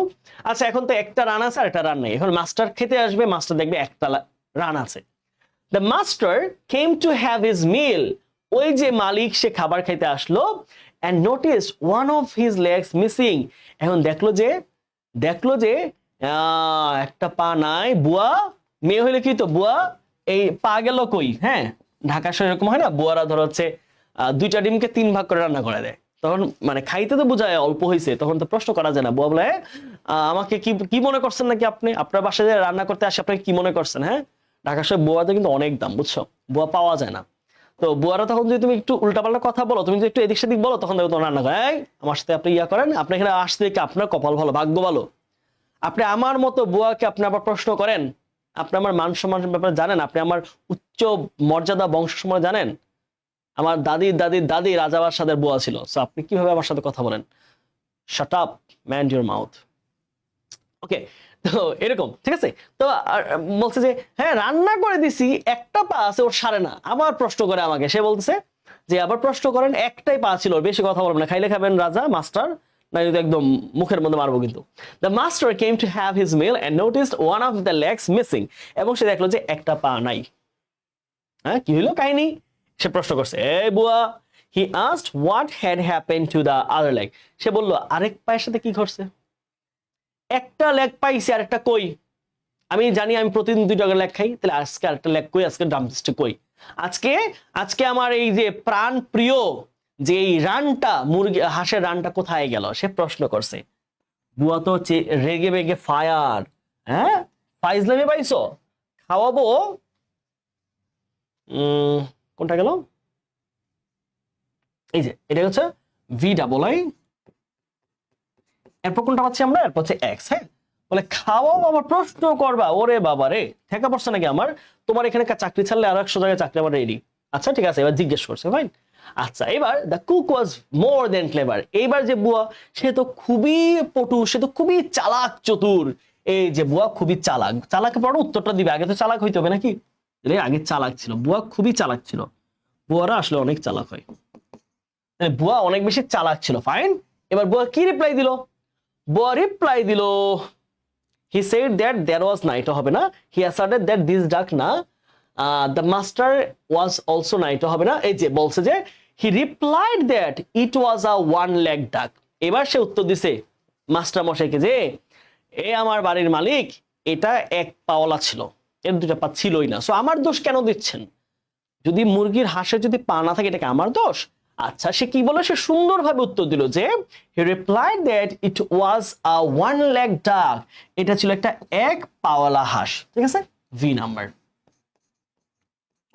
এখন এই বুঝলে কি মাস্টার বুঝবে? মাস্টার কি এভাবেই সে মাস্টার হয়ে গেছে, সে বাড়ির মালিক হয়ে গেছে? সে কি ছিল দেখো, যে the master was also very clever, ওই যে বাড়ির মালিক, সেই মালিকও কিন্তু অনেক বেশি চালাক ছিল, and was not to be fooled so easily, সে এত সহজে বোকা বনে যাবে না। এটা হবে আমাদের মাস্টারের কথা আসবে এখন, ট্রিপল আই। তাহলে মাস্টার কি রিপ্লাই দিল? মাস্টার বলল যে he said that there was no one legged duck, সে বললো এরকম এক পাওয়ালা কোনো হাঁস হয় না বাবা, আমাকে তুমি এই খোকাবুজ দিও না, ঠিক আছে, আমাকে তুমি খোকাবুজ দিও না, তুমি কোথায় রেখেছো আরেকটা হাঁসের একটা রান, এটা আমাকে দাও দ্রুত, আমি পেয়ে খেয়ে আমার পেট শান্তি করি। এবার রাগ করছে। হ্যাঁ, আপনি কি বোঝাতে যাচ্ছেন? আমি চুরি করেছি? আপনি কি বোঝাতে যাচ্ছেন আমি খেয়ে ফেলছি? আপনার কি মনে হচ্ছে আমার ক্ষুধা লাগছিল দুপুর বেলা, এবং আপনাকে আমি না দিয়ে আমার যখন লোভ লাগছিল, আমি অনেক সুন্দর লাগছিল দেখতে খাবারটা, আমি খেয়ে ফেলছি, ব্যাপারটা কি আপনি এরকম মনে করতেছেন? হ্যাঁ বলেন, মুখটা ফুটে বলেন, চোখের দিকে তাকায় বলেন। সে খুব জিদ করলো। The cook was very stubborn, সে খুবই জেদি ছিল, সে খুবই তার প্রেস্টিজে লাগছে ব্যাপারটা, তার মান সম্মানে আঘাত হানছে। তখন সে বলল, বেশি করবেন না কিন্তু, কথা বইলা দিয়ে একটা শুনে রাখেন। হি অ্যাসার্টেড, সে জোর দিয়ে বলল, দ্যাট দিস ডাক হ্যাড অনলি ওয়ান লেগ, এই হাঁসটার একটা পাই ছিল, বেশি কথা বলবেন না। এই হচ্ছে তার অবস্থা। সো বুয়াদের সাথে কথা বলতে, বাবুসের কথা বলতে বেশি বুঝা নিবা, ঠিক আছে? মাঝে মাঝে দেখা যায় কি জানি, মাঝে দেখা যায় যে যে ধরো একটা বিয়ের মধ্যে রান্না করছে ধরো হচ্ছে 50 জনে, ঠিক আছে, 50 জনই আসবে, তো 60 জনের রান্না করে যেন লস না হয় বা যেন হচ্ছে খাবার ঘাটতিও না হয়, ঠিক আছে। এখন এক পাওয়ালা হাঁস, কতই না জানি কি কিউট লাগতো রে বাবারে। আরেকজন আছে লামি আসছে হচ্ছে হাঁস কিউট লাগতো, এক পায়ের হাঁস, ওইটা দেখে এক পায়ে হাঁস তো কি হাঁটতো কিভাবে, ওকে মানে এক পায়ে লাভ দিয়ে যে উড়কে মেলো পাংখা মেলো একটা গান আছে না, ওকে উড়কে মেলো, ওই তো এটা। আচ্ছা,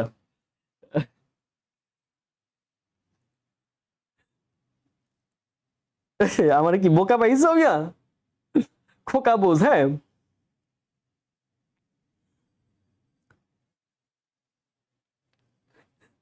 আত্মসম্মানী ছোচা। আচ্ছা,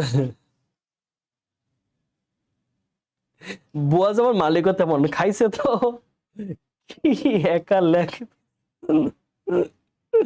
আচ্ছা, ইফাত মিমের কমেন্টটা সুন্দর হয়েছে যে যে বুয়া যেমন মালিকও তেমন, খাইছে তো কি হয়েছে, এটা ল্যাগের জন্য এমন করা লাগে। আসলে তার জীবনে খাওয়াই সব, ঠিক আছে, মালিকের পক্ষে খাওয়াই সব।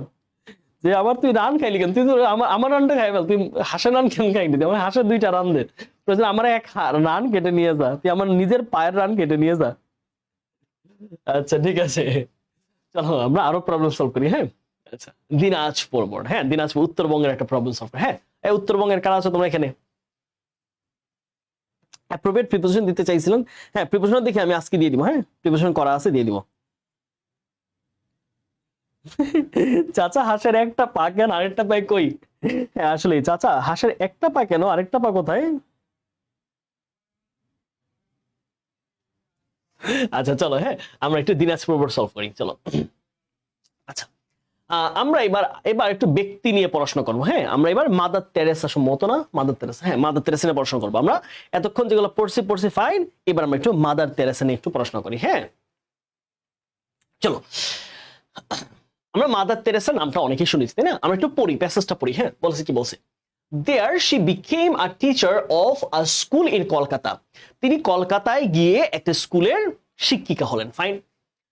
Soon her activities, খুব শীঘ্রই তার কার্যক্রমগুলো, for the service of mankind, মানব সেবায়, তাহলে মানবতার সেবায় তার কার্যক্রমগুলো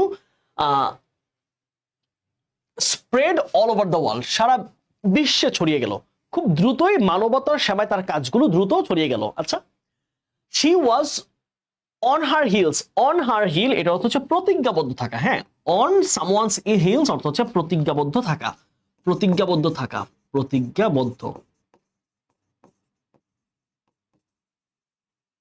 তিনি প্রতিজ্ঞাবদ্ধ ছিলেন ফর হার সেলফলেস সার্ভিসেস, তার একদম নিঃস্বার্থ সেবা, to mankind even at the old age, একদম শেষ বয়সে, দেখো বাক্যটা আমাদের বলে দিচ্ছে ধারণা যে শেষ বয়সে এসে, তাহলে যদি মৃত্যুর কথা থাকে তাহলে ওইটা শেষ হবে, আর যদি মৃত্যুর কথা না থাকে তাহলে শেষ বয়সের কথাটাই বাক্যের শেষ হবে, ওকে। আচ্ছা, এখন কি বলছে বলতো, বলছে যে তিনি তার একদম শেষ বয়সে মানবতার সেবায় তার যেই নিঃস্বার্থ কাজ সেটার জন্য তিনি প্রতিজ্ঞাবদ্ধ ছিলেন, তিনি শেষ বয়সে মানবতার সেবায় কাজ করছেন। As a recognition to her service, তার এই সেবার সম্মান স্বরূপ she was awarded the Nobel peace prize in 1979, তাকে 1979 সালে নোবেল শান্তি পুরস্কার দেওয়া হয়েছে। আচ্ছা fine, she was one of those, তিনি ছিলেন এমন মানুষদের একজন, people who dedicated their lives to the service of mankind, যারা মানবতার সেবায় নিজের জীবনকে উৎসর্গ করেছিলেন। আচ্ছা ফাইন, when she was 18, যখন তার বয়স ছিল মাত্র 18 বছর, she decided to be a nun, তিনি একজন খ্রিস্ট ধর্ম যাজক বা ধর্ম প্রচারক হতে চেয়েছিলেন, and came to কলকাতা, এবং খ্রিস্ট ধর্ম প্রচারের জন্য তিনি কলকাতায় এসেছিলেন। she swore to dedicate, swore মানে হচ্ছে তিনি swear থেকে swore মানে হচ্ছে তিনি প্রতিজ্ঞা করেছিলেন, to dedicate her life, তার জীবনকে উৎসর্গ করার জন্য, for the cause of helpless and poor people, তাহলে এই যে আশ্রয়হীন, সাহায্যহীন এবং দরিদ্র মানুষের প্রয়োজনে সাহায্য করার জন্য তিনি জীবনকে উৎসর্গ করার জন্য প্রতিজ্ঞা নিয়েছিলেন। she was born in Yugoslavia in 1910, 1910 সালে যুগোস্লাভিয়া জন্মগ্রহণ করেন। she was also given Bharat Ratna award in the following year, দেখো এইটা বলছিলাম তোমাদেরকে, এই যে ফলোইং ইয়ার মানে কি বলতো, পরের বছর, রাইট, ফলোইং ইয়ার এই শব্দ অর্থ হচ্ছে পরের বছর, পরের বছর। এখন পরের বছর আমরা কখন বলি? পরের বছর বলা মানে হচ্ছে এর আগের বছর একটা কিছু ঘটছে, পুরস্কার পাইছে। তাহলে এই যে দেখো, নোবেল পুরস্কার পাইছে 1979 সালে, 1980 সালে পেয়েছে হচ্ছে ভারতরত্ন পুরস্কার। সো এটার পরের বছর বুঝাইতে এটা বোঝানো হয়েছে। তাহলে এই দুটোর মধ্যে সিকোয়েন্স আমরা বুঝে ফেললাম যে এটার পরে এটা। You have heard the name of Mother Teresa, তোমরা নিশ্চয়ই মাদার তেরেসা নামটা শুনেছ।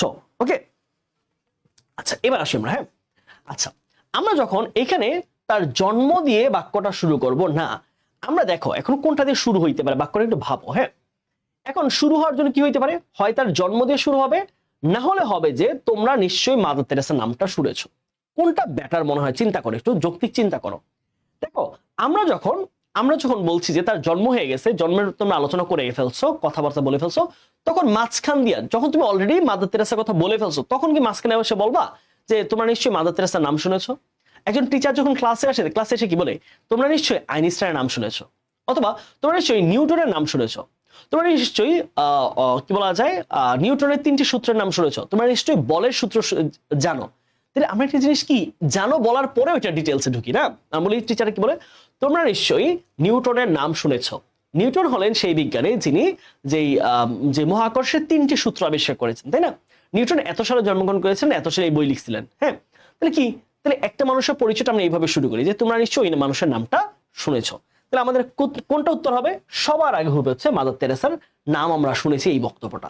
কারণ তুমি কথার মাঝখান দিয়ে মাদার তেরেসার কথা আলোচনা অলরেডি করে ফেললে, মাঝখানে তোমরা এই কথাটা বলতে সুযোগ পাবা না। ঠিক আছে, চলো তাহলে you have heard the name of Mother Teresa, তাহলে এক্স আমরা হচ্ছে এটা সবার আগে পাচ্ছি। ওকে, আসো তারপরে তাহলে মাদার তেরেসার নাম তোমরা নিশ্চয়ই শুনেছো। তাহলে শোনার পরে কি করবা? তাহলে তোমরা নিশ্চয়ই মাদার তেরেসার নাম শুনেছো।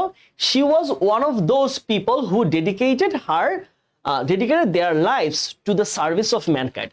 তিনি ছিলেন সে সকল মানুষদের একজন যারা মানবতার সেবায় নিজেদেরকে উৎসর্গ করেছেন। তাহলে এই বক্তব্যটা বলার পরে আমরা আসবো মাদার তেরেসার জন্ম নিয়ে, তারপর তিনি কি কাজ করেছেন, কি কি করেছেন, এইভাবে আমরা কথায় আগাইতে পারি। অথবা সিকোয়েন্সটা এইভাবে হতে পারে যে তুমি চাইলে, যেহেতু মাদার তেরেসার নামটা বলেছি, তুমি চাইলে তার জন্মের কথা বলতে পারো, জন্মের পরেটা বলতে পারো। তবে আমার কাছে বেটার মনে হয় আমরা 5 দিয়ে শুরু করি, যে তিনি ছিলেন সে সকল মানুষদের একজন। সে ছিলেন সেসব মানুষদের একজন যারা মানবতার সেবায়। তুমি বলবা যে নিউটন ছিলেন এমন একজন বিজ্ঞানী যারা পৃথিবীর পুরো আধুনিক বিজ্ঞানের ক্ষেত্রে অবদান রেখেছেন। এবার বলার পর আমরা কি শুরু করি যে নিউটন জন্মগ্রহণ করেছেন, এই মহান বিজ্ঞানী জন্মগ্রহণ করেছিলেন এত সালে। এরকম না যে তোমরা নিশ্চয়ই নিউটনের নাম শুনেছো। তিনি ছিলেন সেই বিজ্ঞানী যাদের হাত ধরে, তিনি সেসব বিজ্ঞানীদের একজন ছিলেন যাদের হাত ধরে আধুনিক বিজ্ঞান পৃথিবীতে প্রতিষ্ঠিত হয়েছে। নিউটন জন্মগ্রহণ করেছেন 1600 সালে, তাই না? লাইনটা এরকম হয় না? তাহলে কোনটা হবে? আমাদের এক্স এর পরের উত্তরটা হবে আমাদের ভি নাম্বার, রাইট? কোনটা হবে? যে তিনি, এই যে মাদার তেরেসার একটা ছোট পরিচয়, যে she was one of those people, তিনি ওইসব মানুষের একজন ছিলেন যারা ডেডিকেটেড দেয়ার লাইফস, যারা নিজের জীবনকে উৎসর্গ করেছেন two the service of mankind, মানবতার সেবায়। তাহলে কোনটা হবে? আমাদের এটা পড়া হচ্ছে ভি নাম্বারটা আমাদের বেস্ট মনে হচ্ছে।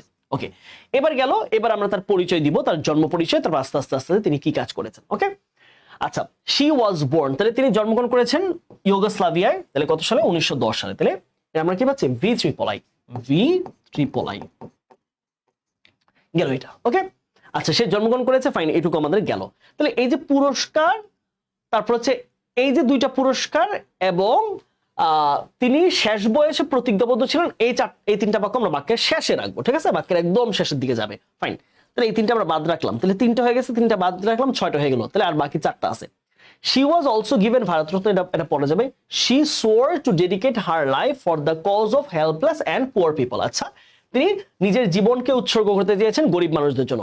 এটা পরে আসতেছে। এই যে দেখো, তার বয়স ছিল যখন 18 বছর। এই যে মাত্র 18 বছর, ঘটনা সবার আগে আসবে। তার বয়স যখন ছিল মাত্র 18 বছর, সে decided to be a nun and came to Kolkata. তিনি একজন নান হতে চেয়েছেন এবং নান শব্দটা, সরি, তিনি নান শব্দ কেন, আমি একটু সরি, দুঃখিত। নান আসলে নান হচ্ছে একটা ভূতের মুভি, এই জন্য হচ্ছে আমি নান শব্দটা শুনে মাঝে মাঝে একটু হাসি পাইলো। হ্যাঁ,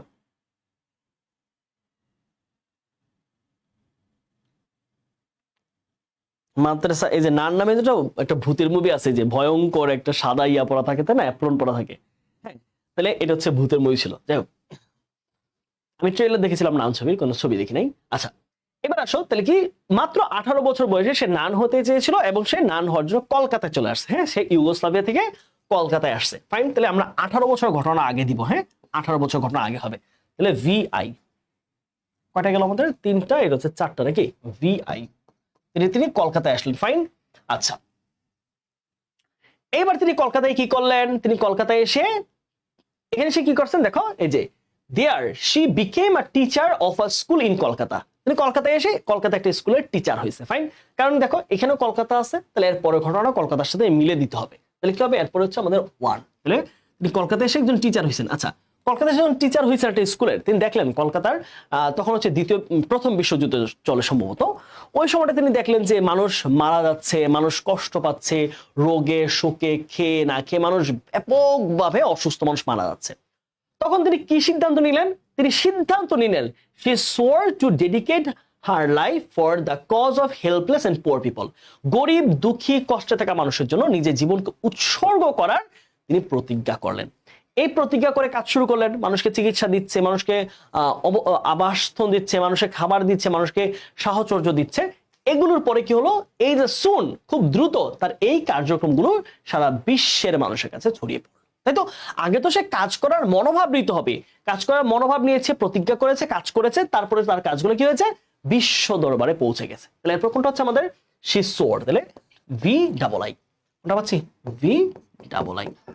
তারপর কোনটা হবে? সে এই যে কার্যক্রম করা শুরু করলো, মানুষকে সেবা দেওয়া, চিকিৎসা দেওয়া, এগুলোর পরে তার এই যে সুন, তার দ্রুত, খুব দ্রুত তার এই যে কার্যক্রম, তার এই যে অ্যাক্টিভিটিস, হ্যাঁ, তার কার্যক্রম সারা বিশ্বের মানুষের কাছে ছড়িয়ে গেল। কোনটা হবে?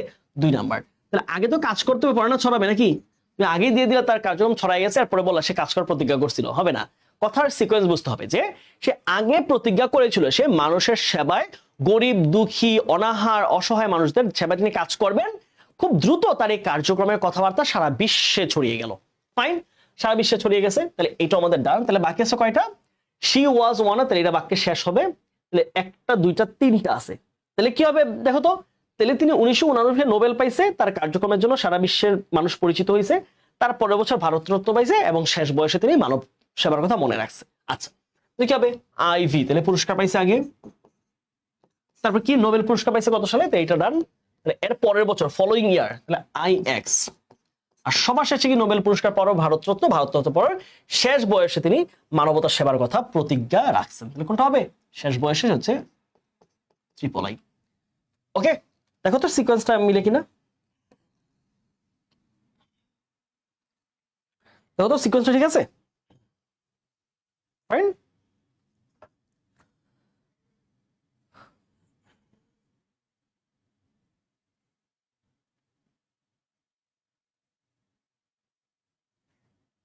স্যার ইংলিশ গ্রামার আইটেম 2016 থেকে 23 পর্যন্ত বোর্ড কোশ্চেন পড়লে কি কমন পাওয়া যাবে? দেখো গ্রামারের ব্যাপারটা কখনো কমন পাবা কিনা এই প্রশ্নটার দিকেই যাবা না।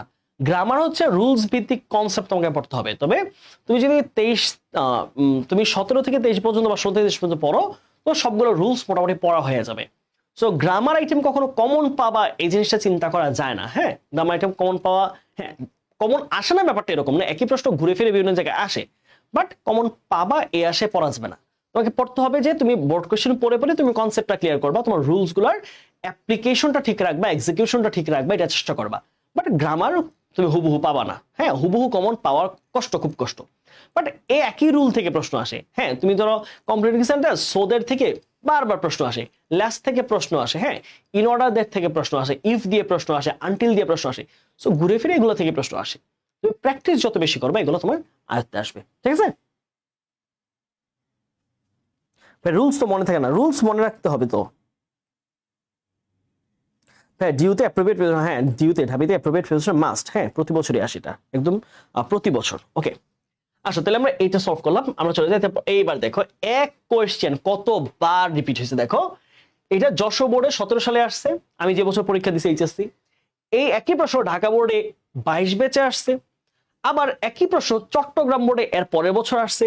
একই প্রশ্ন ময়মনসিংহ বোর্ড 2024-এ আসছে, 25-এ Barishal board, Comilla board, Jessore board তো অলরেডি চলে আসছে। তাহলে কুমিল্লা বোর্ডে এটা আসে না, এটা আসতে পারে এটা ঢাকা বোর্ডে আসনে আসতে পারে, এটা বরিশাল বোর্ডে আসে নাই। তাহলে এই 3 বোর্ডের জন্য এটা ভেরি, সিলেট বোর্ড এই 4 বোর্ডের জন্য এটা very very very very important. সবাই একটু নোট করে রাখো। এটা দেখো এত বেশি ইম্পর্টেন্ট, এত বেশি কমন। এটা দেখো 17তে আসছে, 22এও আসছে, 23এও আসছে, 22, 23, 24 টানা 3 বছর আসছে। তার মানে 2500 চলে আসতে পারে Sylhet board, Barishal board, Dhaka board, Comilla board, এই 4 বোর্ডের যারা এটাকে নোট রাখো, এটা প্রশ্ন চলে আসতে পারে। ঠিক আছে, ওকে চলো আমরা দিনাজপুর একটু আগে করলাম। অনেকে বলছে ভাই দিনাজপুর করার, আমরা দিনাজপুর একটু আগে করেছি, একটা দিনাজপুর বোর্ডের প্রশ্নই সলভ করলাম, রাইট? আমরা এই যে প্রশ্নটা কিসে ছিল, এটা দিনাজপুর বোর্ডে ছিল। হ্যাঁ, দিনাজপুরে 24 বোর্ডটা আমরা সলভ করলাম। আচ্ছা, এবার আসো আমরা যে প্রশ্ন 4 বার এসেছে আমরা এই প্রশ্ন সলভ করি। চলো, হ্যাঁ চলো। আচ্ছা, এই প্রশ্ন খুব মজার, খুবই গুরুত্বপূর্ণ একটা। হ্যাঁ দেখো, এটা আমরা এর আগেও পড়েছি। হ্যাঁ,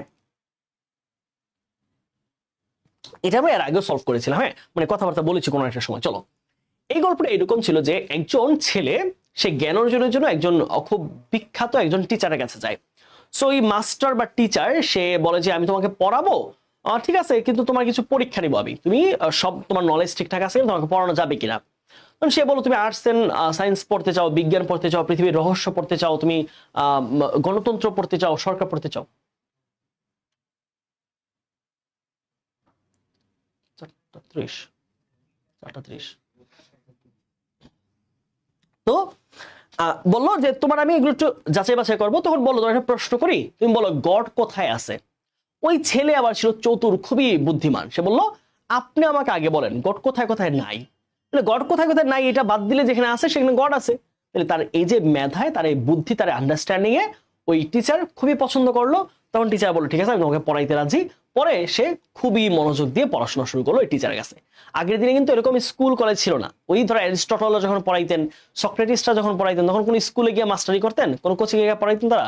এগুলো যে কোচিং এ বলতো যে ভাই আমাকে মানে কোচিং এ আমাকে 2টা ক্লাস দেন না। তারা তখন কি ছিল, তাদের কাছে আইসা স্টুডেন্টরা বিভিন্ন জায়গা থেকে এসে তাদের কাছে এসে পড়তো। আমরা দেখি আমাদের নালন্দা বিশ্ববিদ্যালয় নাম শুনেছেন আমাদের, হ্যাঁ নালন্দা বিশ্ববিদ্যালয়। সো নালন্দা বিশ্ববিদ্যালয় কি করতো, এখানে স্টুডেন্টরা এসে থেকে এখানে পড়াশোনা করতো, বিশ্ববিদ্যালয় কারিকুলামের মতো ছিল। সো আমরা এই ব্যাপারটা একটু পড়াশোনা করে দেখি। হ্যাঁ চলো। He asked him where God is. সে শিক্ষককে প্রশ্ন করলো কোথায়, মানে শিক্ষক ছাত্রকে প্রশ্ন করলো কোথায় গড আছে। হি প্রেজড হিম হাইলি। সে তাকে অত্যন্ত বেশি প্রশংসা করলো। Once a lad went to a famous teacher. একদা একটা ছেলে, ল্যাড মানে হচ্ছে ছেলে, ছেলে মানুষ, ছেলে একটা বিখ্যাত শিক্ষকের কাছে গেল। ফাইন, এখান থেকে শুরু হতে পারে বাক্যটা। The teacher thought highly of the boys understanding. শিক্ষক তার বোঝাপড়ার ব্যাপারে বেশ যৌক্তিক, বেশ উচ্চ চিন্তা করলেন। হ্যাঁ, ওর তো বুঝ ক্ষমতা অনেক বেশি, ও বেশ বুঝে বুঝে শুনে কথা বলতে পারে। The lad replied that. ওই ছেলে উত্তর দিল যে হি উড আনসার, সে উত্তর দিবে if he would tell where he is not. যদি সেই শিক্ষক তাকে উত্তর দেয় যে স্রষ্টা কোথায় নাই।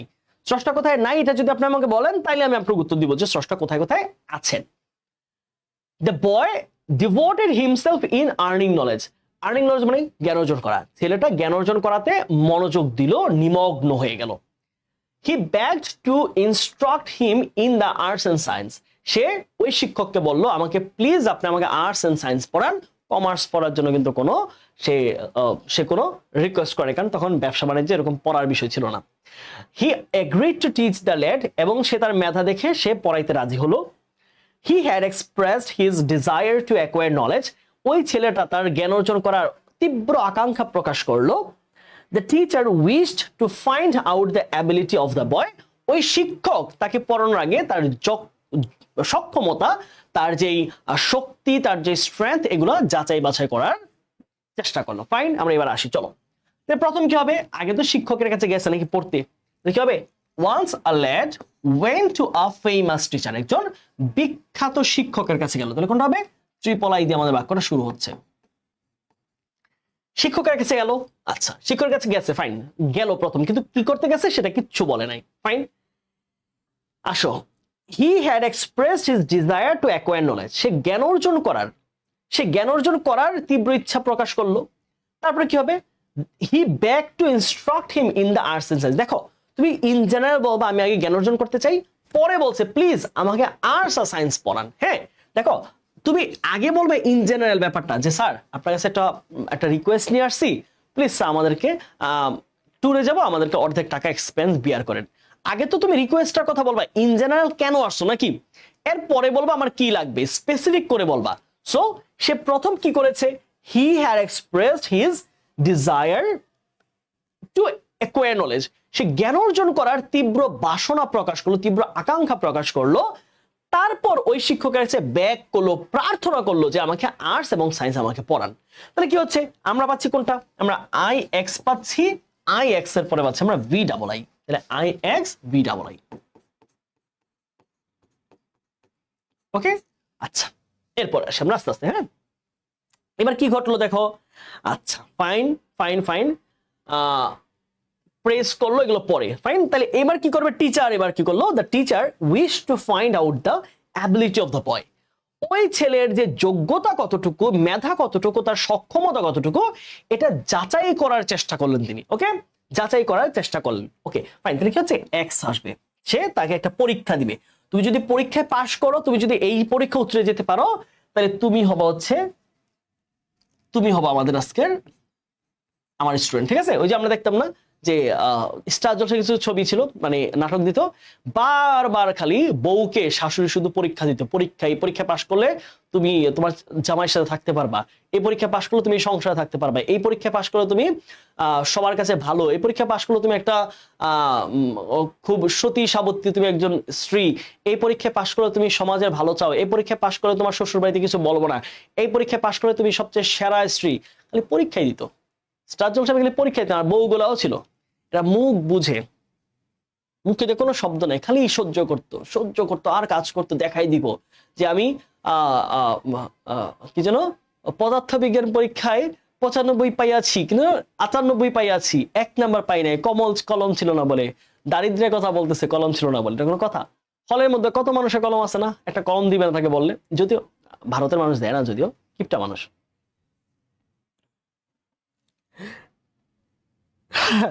স্টার জলসা সিরিয়াল, স্টার কি হয়, এরকম হয় তাই না?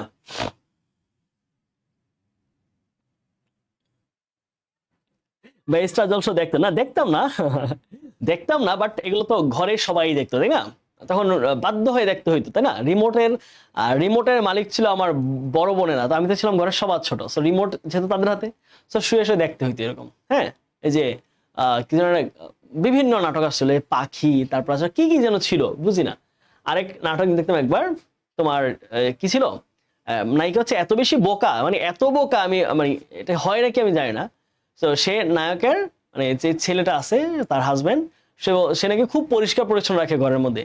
তো তার হাজবেন্ডের যে ল্যাপটপ, সে হচ্ছে পানিতে চুবাইয়া সার্ফ এক্সেল দিয়ে দিছে।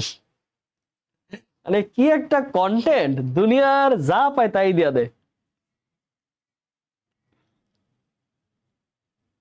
হুম, সে হচ্ছে কি, সে হচ্ছে তার জামাইয়ের ল্যাপটপ নিয়ে বলে আমার ল্যাপটপ কি হয়েছে, বলে এটা তো ফ্রেশ করে দিয়ে কিভাবে, এটা পানির মধ্যে চুবাইয়া, ঠিক আছে, এটা পরিষ্কার করে দিয়েছি, এখন আরো ভালো থাকবে, পরিষ্কার করে সার্ফ এক্সেল দিয়ে দিয়েছে। মানে জীবন কই যাব, মানে জীবনে ফান লাগে না, স্টার জলসা দেখলে এমনি রসিকতায় জীবন ভরে যায়। ঠিক আছে, ওকে চলো, ওকে ওকে ঠিক আছে, ফান। আরো আসি, এক নাটক ছিল, নাটকের নাম ছিল যে তোমায় ছাড়া ঘুম আসে না মা। এই নাটক যে দুনিয়া শুরু হয়েছে, হ্যাঁ, এটা শুরু হয়েছে এই এই তোমায় ছাড়া ঘুম আসে না মা। তারপর আছে আরো কিছু কিছু নাটক আছে, আমি নাম ভুলে গেছি। তো আরো আছে, আমি নামগুলো ভুলে গেছি। পাখি নাটক ছিল, তারপর যে কিরণমালা ছিল। এগুলো নাটক শুরু হইতো ডাইনোসররা যখন পৃথিবীতে ছিল কয়েক বিলিয়ন বছর আগে, ওই তখন থেকে শুরু হয়েছে। আমার মনে হইতো শেষ হওয়ার নাম নাই, আল্লাহ খোদার, এগুলো কেয়ামত পর্যন্ত চলবে এমন মনে হইতো আমার, যে এগুলো ডাইনোসরের আমল থেকে শুরু করে কেয়ামত পর্যন্ত বলে আপনি চালায় যান, আল্লাহর রাস্তায় চালায় যাবে।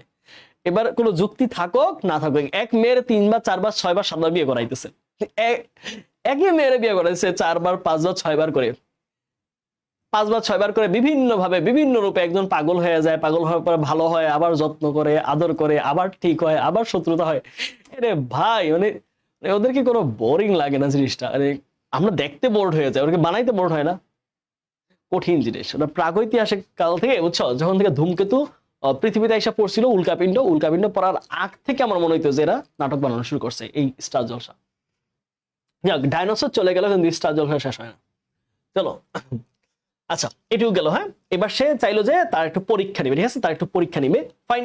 আচ্ছা, পরীক্ষা নেওয়ার জন্য সে কি বললো, he asked him where God is, সে এইবার শিক্ষক ছাত্রকে প্রশ্ন করছে, বলো স্রষ্টা কোথায় আছে। ফাইন, এটা প্রশ্ন করেছে, তাহলে আই হবে।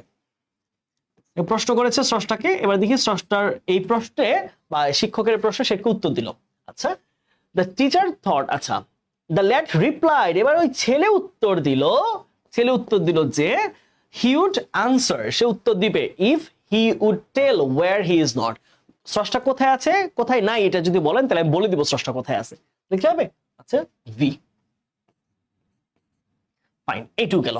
তারপর আসি আমরা, এবার কি হবে, এইবার এসে তো খুব ভালো অ্যান্সার দিছে, এবার টিচার খুব প্রশংসা করছে। The teacher thought highly of the boys understanding, তার বোঝ ক্ষমতার খুব প্রশংসা করলো। হি প্রেজড হিম হাইলি, সে দেখো আগে কিন্তু বলতে হবে টিচার কথা, নাউন আগে, নাউন পরে হবে প্রোনাউন, ঠিক আছে, আমি বলেছিলাম আগে। তাহলে কি হবে আইভি, আচ্ছা আইভি আগে, টিচার ছাত্রের বুঝ ক্ষমতার অনেক প্রশংসা করলেন। হি প্রেজড হিম হাইলি, তাকে অত্যন্ত অনেক অনেক অনেক অনেক প্রশংসা করছে। দুইটা বাক্য একই রকম অলমোস্ট, তাহলে তাকে অনেক প্রশংসা করা হয়েছে, ফাইন, এবার সে রাজি হয়েছে, রাইট। তাহলে দ্য বয় ডিভোটেড না, তাহলে he agreed to teach the lad, অবশ্যই তার এই বুদ্ধি দেখে তাকে পড়ানোর জন্য তিনি সিদ্ধান্ত নিলেন, তিনি রাজি হলেন। V double I, double I triple I, he agreed triple I, রাজি হইলেন। এরপর কি করলেন, ওই ছেলে মনোযোগ দিয়ে জ্ঞান অর্জনে নিমগ্ন হলেন। তাহলে কি হচ্ছে, এরপর একটা ভি আই, শেষ। ওকে, এই হচ্ছে আমাদের উত্তর।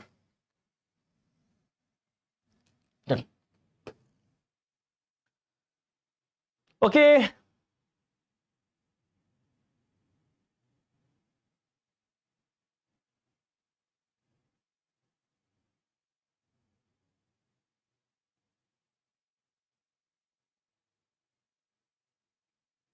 ফাইন, চলো আর এক প্রশ্ন দেখছি, এটাও দেখো কতবার আসছে। যশোর বোর্ডে 11 সালে আসছে, দিনাজপুর বোর্ডে 11 সালে আসছে, রাজশাহী বোর্ডে 15 সালে আসছে, ঢাকা বোর্ডে 23-এ আসছে, তাহলে 24-এ আসে নাই কোনো বোর্ডে, তার মানে 25-এ আসতে পারে। হ্যাঁ, তাহলে 25-এর জন্য এটা ইম্পর্টেন্ট। তাহলে যশোর বোর্ডে 11, ঢাকা বোর্ডে 11, রাজশাহী বোর্ডে, দেখো ঢাকা বোর্ডে 2বার আসছে, তার মানে কিন্তু অন্য কোনো বোর্ডে এটা রিপিট হইতে পারে। আবার রাজশাহী বোর্ডে 15 সালে আসছে, আর ঢাকা বোর্ডে আসছে 2017 সালে। চলো আমরা এই প্রশ্ন একটু সলভ করি। হ্যাঁ, আচ্ছা, এই প্রশ্নটা আমরা মনে অনেকে পড়ছি এই গল্পটা। হ্যাঁ, ওকে, এই গল্পটা আমরা অনেকে পড়ছি, মনে আছে?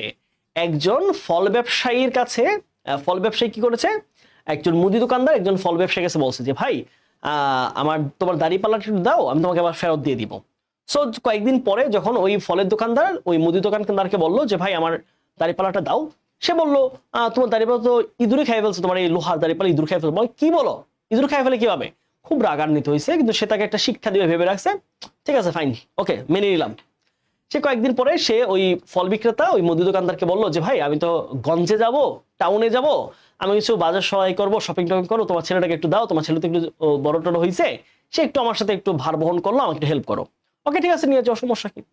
নেওয়ার পর এখন সে আসলো একা একা বাজার থেকে বা শপিং করে, বলে আমার ছেলে কই? বলে তোমার ছেলে তো কাকে উড়াই নিয়ে গেছে। বলে এই মিথ্যা কথা বলা কেন, আমার এত বড় ছেলেটা, আমার এত বড় একটা বড় ছেলে, বিশাল বড় ছেলে, কাক কেউ উড়ায় নেই। বলছে ঠিক যেভাবে একটা ইঁদুর যেভাবে আমার পাল্লি খেয়ে ফেলতে পারে, লোহার পাল্লি, দাঁড়ে পাল্লি, ঠিক একইভাবে তোমার ছেলে কুড়াই নিতে পারে। এই হচ্ছে আমাদের গল্পটা, ঠিক আছে। চলো আমরা একটু একবার পড়ে নিই। হ্যাঁ, আমরা গল্পটা একবার জাস্ট একটু পড়ে নিই। হ্যাঁ, কি বলছে, ওয়ার ইজ মাই সান আজ দ্য গ্রোসার, ওই মুদি দোকানদার বলল আমার বাচ্চা কোথায়, আমার ছেলে কোথায়।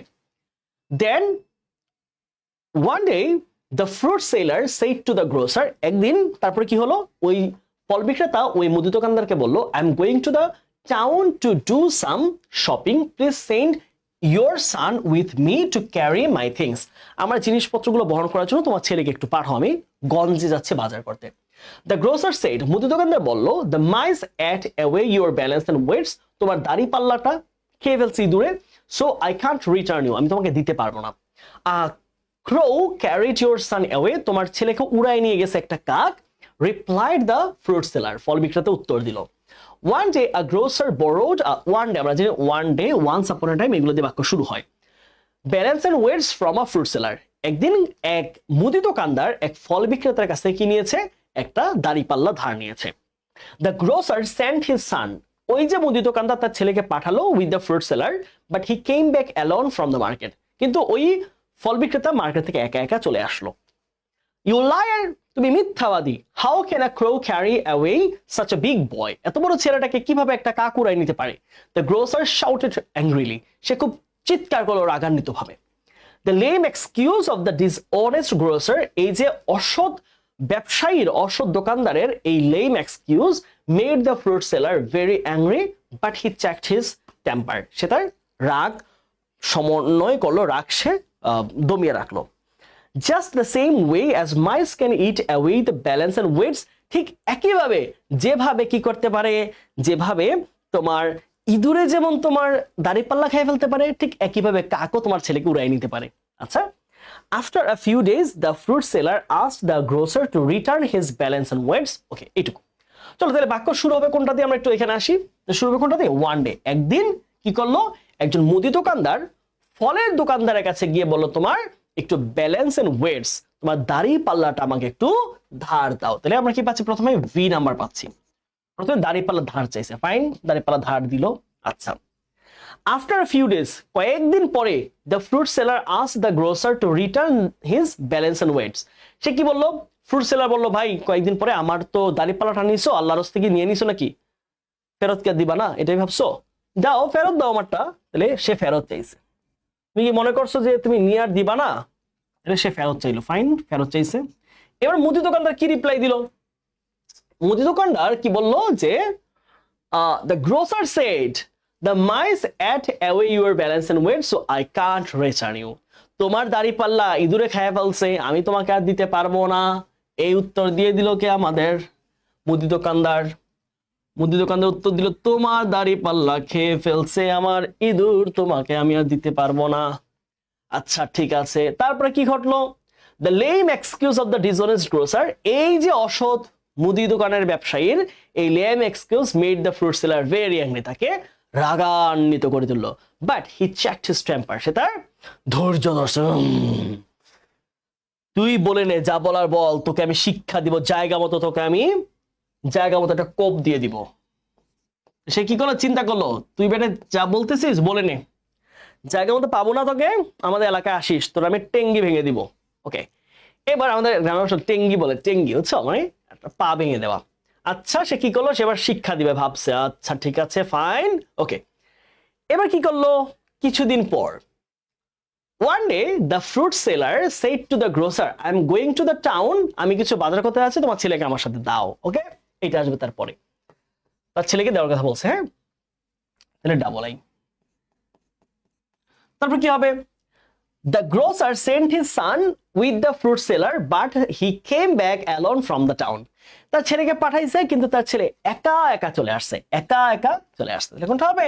হবে আমাদের এই যে এটা। তাহলে ভি আই, উত্তর কোনটা হচ্ছে? V I. ওকে, এটুকু বুঝছি আমরা সবাই।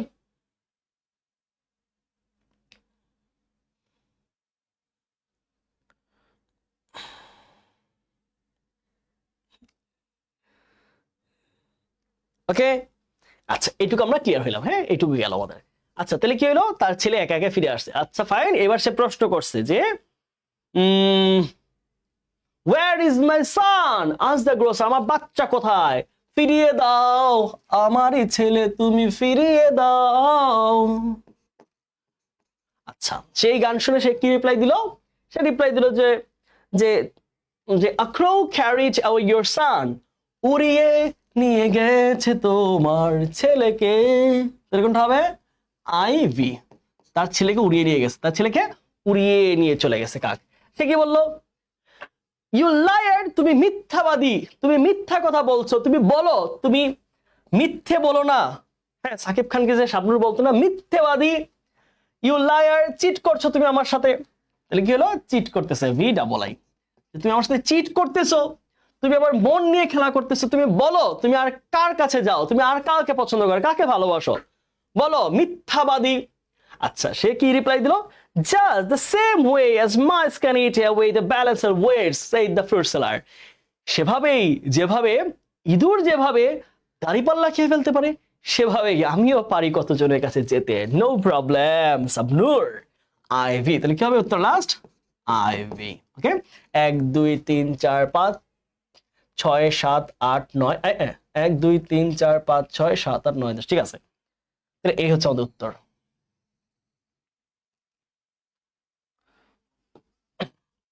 ওকে, বুঝলাম। এই যে দেখো আরেকটা প্রশ্ন, হ্যাঁ আরেকটা প্রশ্ন পেয়েছি আমরা, হ্যাঁ আজকে ফুরফুরে মেজাজ, আমি অলওয়েজ ফুরফুরে মেজাজে থাকি। ওকে, এটা রাজশাহী বোর্ডে 23-এ আসছে, সিলেট বোর্ডে 23-এও আসছে, 19-এও আসছে, তার মানে একই সালে দুই বোর্ডে আসছে। তার মানে প্রশ্নটা দেখো, টিচাররা যখন বিভিন্ন জায়গা থেকে টেস্ট প্রশ্ন নিতেছে, দুই বোর্ডের টিচার একই প্রশ্ন নিয়ে ফেলছে, দুই বোর্ডে একই প্রশ্ন আসছে। আচ্ছা চলো, এটা পরে কি আমাদের আছে দেখে নিই একটু। এটার পরে আরেকটা আছে, হ্যাঁ তারপর আমাদের শেষ। চলো আমরা এটা সলভ করি। এটা কোনটা মনে আছে? ওই যে খেকশিয়ালের ঘটনা, ঠিক আছে। ভ্যাগেস ট্রানজাকশন নাটকের নায়ক হিসেবে দেখতে চাই। হ্যাঁ, খুব খারাপ মানাবে না, নাটক তো খুব একটা কম পারি না। তবে আমি নাটক করতে পারি না, আমি তো সৎ মানুষ। মেয়েরা আমাকে নিয়ে নাটক করে, হেনারা আমাকে নিয়ে নাটক করে চলে যায়, ছিনিমিনি খেয়ে চলে যায়, পাখিরা আমাকে নাটক করে চলে যায়, আমার জীবনকে নাটকের মতো ছিনিমিনি করে চলে যায়। শুধু আমি পারলাম না কারো জীবন নিয়ে নাটক বানাতে। ওকে ওকে গাইস, আমরা ক্লাসে ফিরি। ওকে, লেট ইট গো। ওকে, আমরা ক্লাসের বাইরে কিছু বলবো না, ফাইন। ক্লাসের বাইরে তোমরা যার কোনো স্টার জলসা বলছো, মায়ের এখান থেকে অনলাইনে তো মায়ের পাঠাবো। ক্লাসের বাইরে কোনো কথা নাই, স্টপ। থামো, তোমরা থামো, তোমরা খুবই বাজে হয়ে গেছো। তোমরা আমার চরিত্র, সরি, তোমরা আমাকে নিয়ে প্রশ্ন করা শুরু করেছো, আমার চরিত্র নিয়ে, আমার বুঝলাম না কিছু। তোমার কাদেরকে পড়াই আমি? এরা তো কাল নাগিনী, এরা আবার চরিত্র নিয়ে আমাকে নায়ক বানাই দিচ্ছে, স্টার জলসা বানাই দিচ্ছে, এগুলো কোনো কথা? জীবনটাই বেদনায় ভরে গেল রে, কাদেরকে পড়াচ্ছি আমি। ওকে চলো, ঠিক আছে। আচ্ছা, তাহলে আমরা একটু গল্পটা পড়ি। One day he was very hungry, একদিন সেই ওই শিয়ালটা খুব ক্ষুধার্ত ছিল। The grapes were so high to him to reach, তাহলে তার অনেক উপর ছিল যে সেগুলো ধরতে পারতেছিল না বাগানের মধ্যে। Again and again he jumped, বারবার সে লাফ দিল। At last he entered into a vineyard, অবশেষে সে একটা ভাইন ইয়ার্ডে ঢুকে গেল, সে একটা আঙ্গুর ফলের বাগানে ঢুকলো। ওয়ান্স আপন এ টাইম, আমরা জানি once upon a time, once এগুলো দিয়ে বাক্য শুরু হয়। একদা এক সময়, there lived a fox in a forest, একটা জঙ্গলের মধ্যে একটা ফক্স ছিল। বাট ইচ টাইম, প্রত্যেকবার, he fail to reach the grapes, প্রত্যেকবার সে ওই যে আঙ্গুর ফলগুলো ধরতে সে বাধাপ্রাপ্ত হচ্ছিল, ধরতে পারতেছিল না, ব্যর্থ হচ্ছিল। At last being tired, অবশেষে টায়ার্ড হয়ে, ক্লান্ত হয়ে, he went away saying that the grapes were sour, সে এই বলে চলে গেল যে আঙ্গুর ফল টক। না পেলে সবার ক্ষেত্রে আমরা এইটাই বলি, ঠিক আছে, যে সে তার চেয়ে আরো ভালো আমি ডিজার্ভ করি, fine. Okay, he took a run and jumped to reach the bunch of grapes but could not reach it, সে এক বড় দৌড় দিল, এরপর জাম্প দিল, কিন্তু সে আঙ্গুর ফল ধরতে পারতেছিল না, খুব কষ্ট। হি সার্চ ফুড এভরিওয়্যার, সে সব জায়গায় খাবার খুঁজলো, but he did not get it food, সে কোনো খাবার পাইল না। There were ripe grapes hanging up on the vine, ওই থোকার মধ্যে আঙ্গুর ফল, পাকা আঙ্গুল ঝুলেছিল। ওকে ফাইন, চলো, পাকা আঙ্গুলকে সে বলতেছে আঙ্গুর ফল টক, তাই না? ওকে, আমরা একটু এই প্রশ্ন সলভ করি। তাহলে কি, প্রথম হচ্ছে একদা একটা ফরেস্টের মধ্যে কি ছিল, একটা শেয়াল ছিল। তাহলে কি হবে, ভি হচ্ছে আমাদের 1 নাম্বার। আচ্ছা, শেয়াল ছিল, তাহলে শেয়াল অনেক ক্ষুধা লাগছে, ফাইন, তার আগে ক্ষুধা লাগতে হবে, তাই কি? ক্ষুধা লাগলে খাবার খুঁজবে। One day he was very hungry, তাহলে কি হচ্ছে, one day he was very hungry, fine, সে খুবই ক্ষুধার্ত, সে খাবার খুঁজবে এখন। He searched food everywhere but did not find get any food, সে সব জায়গায় খাবার খুঁজলো কিন্তু কোনো খাবার সে পেল না। ওকে, IX। তারপর আসি, সে সব জায়গায় খাবার খুঁজলো, খাবার পাইলো না, এরপর কি করলো, খাবার টাবার না পেয়ে এবার অবশেষে সে কি করলো, খাবার টাবার না পেয়ে এই যে সে চলে গেল কোথায়, একটা ভাইনইয়ার্ডে, সে এই যে আঙ্গুর ফলের বাগানে ঢুকে গেল। হ্যাঁ, IV, আঙ্গুর ফলের বাগানে ঢুকে গেল, ফাইন, আঙ্গুর বাগানে গেল, গিয়ে সে কি দেখতে পেলো, অনেক অনেক আঙ্গুর ফল পাকা ঝুলে আছে, right. There are ripe grapes hanging up on the vine, দেখতে পেলো কি, ওই যে বাগানের মধ্যে পাকা পাকা আঙ্গুর ফল ঝুলে আছে, যদি একটা পাই অমনে দরে খাবুস ঘুবুস খাই, সে ওয়েট করতেছে এটা বলার জন্য, যদি একবার পাই এই মাঠ একদম বাগান পুরো ফাঁকা করে ফেলবো। আচ্ছা okay, the grapes were too high for him to reach, কিন্তু এই আঙ্গুল ফলগুলো ছিল এত উপরে তার জন্য যে সে ধরতে পারতেছিল না। ফাইন, মানে ইজিলি ধরতে পারতেছে না। ভাই তাহলে এটা আসবে, সে ইজিলি ধরতে পারতেছিল না। এখন সে কি করণীয়, তাকে লাভ দিতে হবে। এখন সে কি করলো, যে হি টুক আ রান, সে একটা দৌড় দিয়ে আসলো, জাম্প দিল, জীবনের একদম বড় চেষ্টা করলো, বাট কুড নট রিচ ইট, কিন্তু এতটাই উপরে ছিল যে সেগুলো ধরতে পারলো না। সেগুলো কি করতে পারলো না, ধরতে পারলো না। ধরতে গেলে তুই ননি রে, ধরতে গেল তুই ননিকে, ছুঁইতে পারলি না। আচ্ছা তাহলে ওই সময় তার এই গানটাই মনে করতেছিল যে ধরতে গেল তুই ননিকে, ছুঁইতে পারলি না। আচ্ছা, সে আর ধরতে পারলো না। ফাইন, এখন খুব কষ্ট, আরে শোনা রে, খুব কষ্ট পাইলো সে। আচ্ছা ফাইন, ওকে, কি আছে এবার, again and again he jumped, বারবার সে চেষ্টা করলো, বারবার লাফ দিল। তাহলে কি হলো, সে বারবার বারবার লাফ দিল। আচ্ছা, প্রতিবার, but each time he fail to reach the grapes, সে প্রত্যেকবার ব্যর্থ হইলো সেই ফলগুলো ধরতে। আমার মতো হয়ে গেছে আর কি, বারবার ধোকা খাই, বারবার জীবন যুদ্ধে খালি ধোকাই খেয়ে গেলাম, আমাকে শুধু সবাই ধোকাই দিয়ে গেল। আচ্ছা, সবার শেষে কি হবে, এট লাস্ট সবার শেষে টায়ার্ড হয়ে, সবার শেষে যখন কাউকে পাচ্ছে না, যখন তার কপালে কেউ জুটতেছে না, যখন তাকে কেউ পাত্তা দিচ্ছে না, শেষে কি বলতেছে, he went away saying that the grapes are sour, যে আমি আরো ভালো কিছু ডিজার্ভ করি। আসলে আমি এমন, আমি আসলে ডিজার্ভই করি না, তাই না? ব্যাপারটা এরকম যে যখন কপালে জুটে তখন কি, আমি আরো ভালো কিছু ডিজার্ভ করি, আমি এর থেকে, তোমার থেকে ভালো ডিজার্ভ করি, তাই তোমাকে আমি লাগবে না।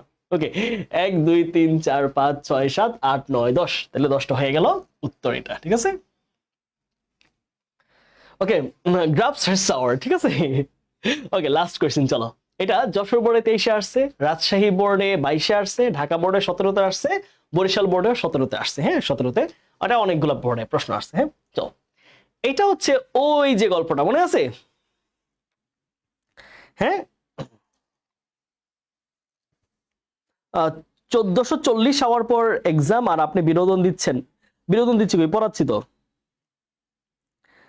সৌরভ শেখ, তোমার এত, তোমার মনে এত কষ্ট কেন বলো তো ভাইয়া, তোমার মনে এত কেন বেদনা? তোমার 1440 আওয়ার পরে অনেক মেলা পরে পরীক্ষা। হ্যাঁ ভাইয়া, দিনাজপুর বোর্ডের কোশ্চেন, দিনাজপুর বোর্ডের কোশ্চেন সলভ করলাম। এই যে দেখো, তোমরা খালি বলতেছো করাই না, এই যে দিনাজপুর বোর্ডের কোশ্চেন ভাইয়া সলভ করাইছি না, এই যে দেখো। তোমরা যে না করো, তোমরা কেন না করো বলো তো? এটা কি বোর্ডের বলো তো? এটা দিনাজপুর বোর্ড না? এটা কোন বোর্ড দেখো তো, সুন্দর করে চোখগুলো খুলে দেখো, চোখগুলো ফাঁকা করে বড় করে দেখো তো।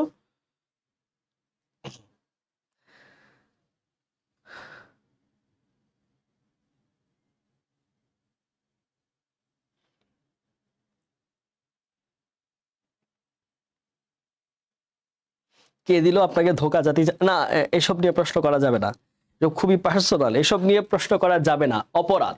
আচ্ছা চলো, আমরা লাস্ট আরেকটা প্রশ্ন আছে, আমরা এটা সলভ করি। হ্যাঁ, আমাদের মোটামুটি শেষে, তাহলে একটা আমরা এই যে এটা বিভিন্ন বোর্ডে আসছে, যশোর, রাজশাহী, ঢাকা, বরিশাল, একদম এটা পুরা মোটামুটি সব জায়গায় গেছে। হ্যাঁ, আচ্ছা চলো এই প্রশ্নটা সলভ করি। এটা কি, ওই যে একজন রাজা, রাজা চাচ্ছিল যে তার যেই,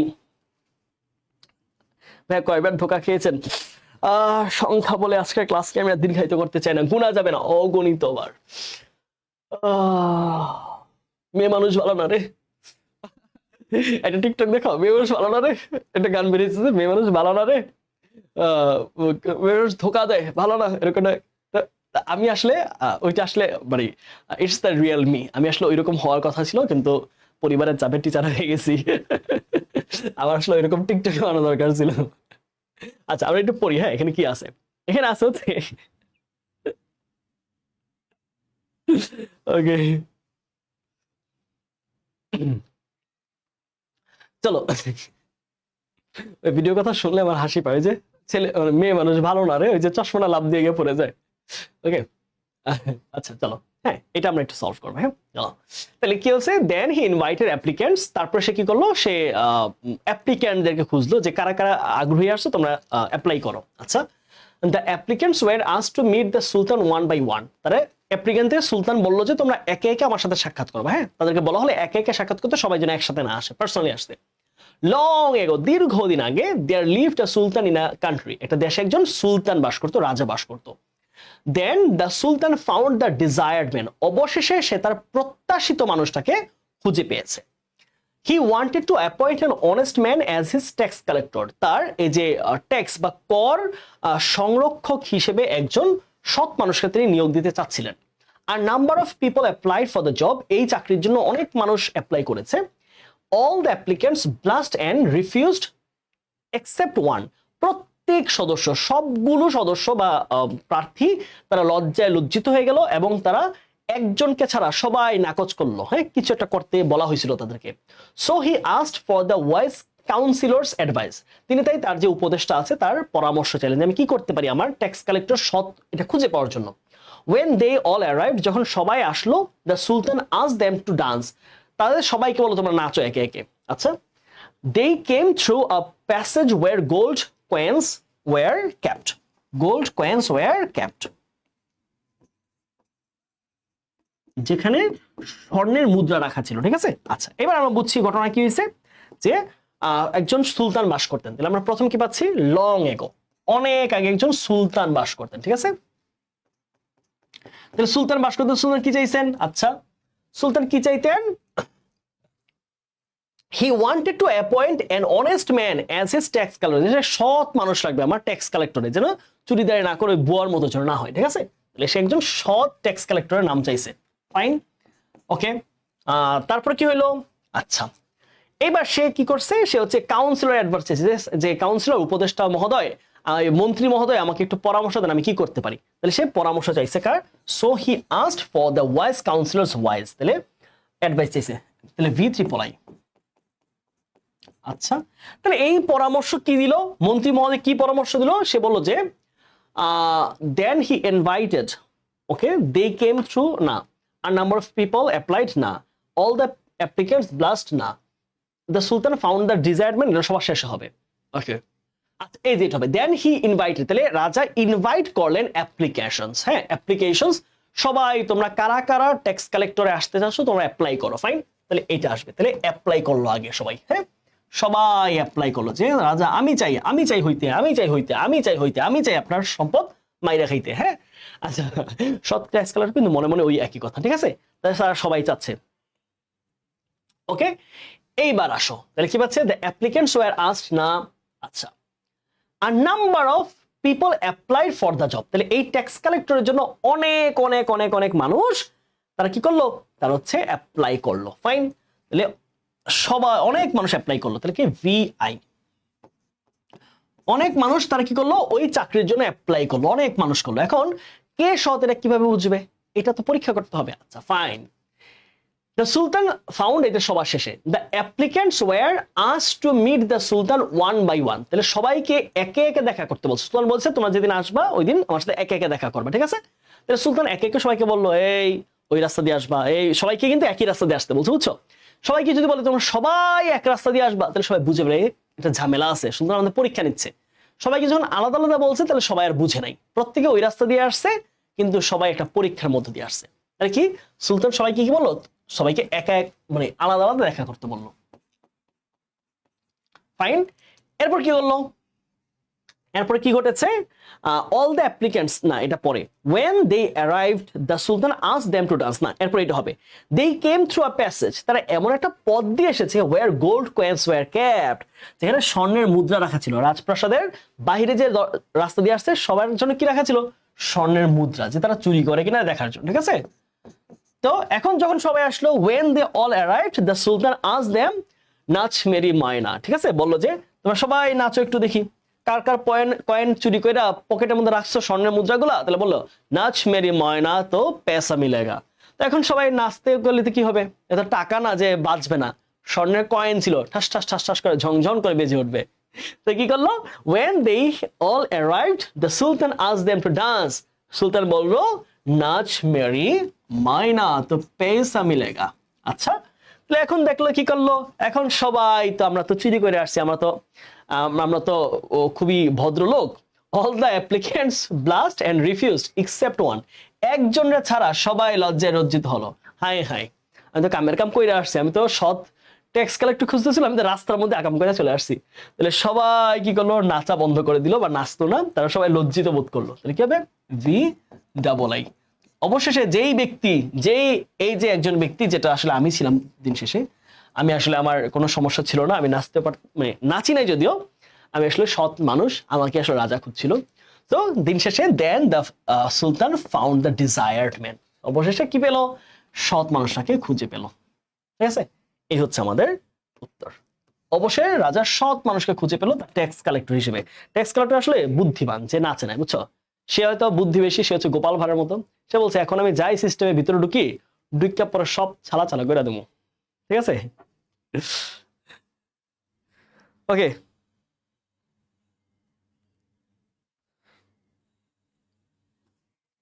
ওকে বাচ্চারা, এখানে এটা বুঝছো? তাহলে সব জায়গায় মানে সব জায়গায় রাস্তাঘাটে বুঝে শুনে চলতে হবে। ঠিক আছে, দেখা যাবে তোমার মধ্যে পরীক্ষা নেওয়া হয়েছে, পরীক্ষা ফেল করলে হবে না। সো এই হচ্ছে আমাদের আজকের মতো আলোচনা। সো আমরা বেশ প্রবলেম সলভ করাই দিছি। হ্যাঁ ভাই, আমাকে এই ক্লাস আর্কাইভে 26 পেজ দেখলে হাসতে হাসতে মরেই যাবে আর আফসোস করবে। হ্যাঁ আসলে 1 বছর পরে দেখবেই। আজকে বের আসল রূপ, আমার আসল রূপ মানে বুঝলাম না। তোমরা আমার রূপ নিয়ে প্রশ্ন করছো কেন? তোমরা তোমরা আমার কি আসল রূপ দেখেছো? তোমরা রূপ নিয়ে প্রশ্ন করে ফেলতেছো, তোমাদের খুবই খারাপ। কবে কোন জিনিসটা প্রশ্ন করে ফেলো তোমাদের বলাই যায় না। আজকে রূপ নিয়ে প্রশ্ন করছো, পরে একদিন চেহারা নিয়ে প্রশ্ন করবা।